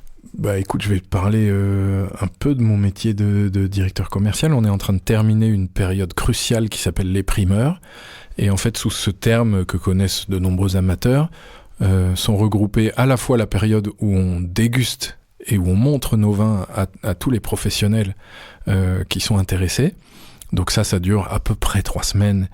Et on accueille à peu près 2000 personnes au domaine qui viennent nous faire l'honneur de déguster notre dernier bébé. Donc c'est un moment qui est évidemment très prenant et puis crucial parce que ce métier a ce site paradoxal qu'on vend aujourd'hui un vin qui sera à boire dans 25 ans ou dans 30 ou dans 40 ou dans 60 et qu'il est jaugé dans son très jeune âge, alors qu'il est même pas terminé, il est encore en bouteille. Donc c'est un système qui a beaucoup de vertus, mais qui a aussi le côté un peu flippant de faire juger tout de suite un bébé en maternelle et de se demander s'il va faire Polytechnique. Et donc pour nous, c'est non seulement bien sûr un moment de forte mobilisation professionnelle, on est là tout le temps, on reçoit tout le temps à table, midi, soir, en dégustation, debout toute la journée avec un verre et on déguste avec chacun de nos clients. Mais c'est aussi un moment très touchant parce qu'on livre à l'évaluation des professionnels notre accouchement de l'année, quoi. Encore une fois, nous, on n'est pas le créateur de ces vins-là. On est à la limite la sage-femme, mais on n'est pas les parents du tout. On n'est ni le père ni la mère. Vous faites les 20% et Dame Nature les 80%. C'est à peu près ça, ouais, tout à fait. Le père et la mère, c'est le ciel et la terre, si on veut être un peu poétique. Et puis nous, on aide le bébé à naître sans trop se cogner. Parfois, il faut sortir les forceps. C'était le cas en 2024. C'est difficile, c'est un accouchement douloureux, délicat et qui demande beaucoup de technicité. Mais derrière, ça donne un vin qui sera encore là dans 50 ans. Et dans 50 ans, il y aura un pimpin devant un micro qui dira « Je viens d'être très touché par un cheval blanc 2024 que tout le monde a oublié ». Eh bien, espérons-le. En tout cas, je souhaite évidemment longue vie et heureuse vie à ce bébé 2024 qui est arrivé, qui a été déployé ici par le talent des équipes. On ne le dit jamais assez. Et c'était important pour moi qu'on puisse avoir ce moment d'échange, Arnaud, et peut-être pour vous montrer, chers glouters, une part du talent qui sommeille ici, sous ce toit, du côté de Saint-Émilion. Bon. Je crois qu'on arrive en tout cas au terme de cet échange, mais il nous reste une question centrale à traiter. C'est maintenant. Glou-glou, ce que le vin dit de nous. Mon cher Arnaud, avant toute chose, je voudrais te remercier infiniment pour ton temps, pour ton accueil, pour ta générosité. J'ose espérer que nos amis glouters ont passé un excellent moment. J'espère que toi aussi, évidemment, tu as passé un bon moment au micro de Glou-glou. Bien sûr, merci. Maintenant, je t'attends sur les fondamentaux. Le vin, qu'est-ce qu'il dit de toi ? Écoute, c'est une question très intime, mais je pense que ce que le vin dit de moi, c'est une appartenance et une inscription dans une civilisation qui est construite, qui est longue, qui est encore là pour de très nombreux siècles, puisque c'est une civilisation qui se partage. Une bouteille, elle s'ouvre et elle se partage. On ne sert jamais un seul verre, on en sert au moins deux. Et c'est ce que je trouve très beau dans cette civilisation. Il y en a plein. On partage peut-être moins un tableau. Un tableau, on peut pleurer devant tout seul. Mais pleurer tout seul sur une bouteille de vin, il n'y a pas plus triste. Il faut pleurer à 2 ou à 8. Et donc le vin, quel qu'il soit, c'est vraiment un trésor dans le sens où c'est l'accumulation de siècles et de siècles de savoir-faire, de pratiques, de goût, d'exploration. Dans tous les endroits du monde qui produisent du vin, il y a cette accumulation-là. On en est tous les récipiendaires, les héritiers, parfois les interprètes quand on a la chance d'y travailler. Et je trouve que la grande beauté de ce produit-là, c'est qu'il ne peut être que partagé. Et donc, de quoi on a besoin aujourd'hui ? Dans le début du 21e siècle qui s'ébroue là sous nos yeux, on a besoin de civilisation, on a besoin de civilité, on a besoin de gentillesse, d'ouverture à l'autre, et on a besoin de partage. C'est très très beau, et si j'avais envie de me risquer à ajouter peut-être ma petite goutte d'eau, je pense qu'à travers ce récit, à travers notre échange, je pense qu'on peut remarquer aussi ô combien le mot précision peut aussi te caractériser, et d'ailleurs dans tes fonctions du quotidien, où il faut être précis dans les chiffres, et en même temps cette dualité, ou du moins ce doux mariage, avec cette appétence pour la poésie et les mots, ce lâcher prise également et ce respect que tu voues au produit et à la découverte, ça fait de toi, en tout cas, et je te l'ai déjà dit, une personnalité véritablement inspirante, et je suis heureux d'avoir capté cet échange avec l'aide de ces 2 micros. Ça laisse une trace, c'est ce que j'aime dans le podcast, de créer des petites capsules pour vous autres qui écoutez cette émission. Elle vous appartient désormais, mais je sais que j'en garde une trace et qui me suivra sur la suite de mon petit chemin. Arnaud, avant qu'on se quitte, est-ce que tu aurais une personnalité que tu aimerais entendre, tiens, à ce micro ? Écoute, j'ai eu la chance de partager il y a quelques semaines une bouteille de Claude Éduc, marquis d'Angerville 2011, et je me souviens d'une visite avec Guillaume d'Angerville à Volnay, que j'avais trouvé là aussi à la fois précise et poétique. Et donc je sais pas s'il écoute ce podcast, mais si par hasard il l'écoute, Guillaume, pliez-vous à l'exercice, c'est top. Voilà, je te remercie Arnaud, et puis tu pourras lui partager peut-être ce petit lien magique, ce qu'on appelle Smart Click. Oui, vous savez, vous cliquez, mais vous connaissez le chemin sur l'Instagram de Glouglou Podcast, et puis vous pouvez choisir votre petite plateforme, votre préférée en tout cas pour écouter tout ça. Donc tu pourras lui envoyer. Exactement. Un dernier mot? Écoute, merci pour cette expérience.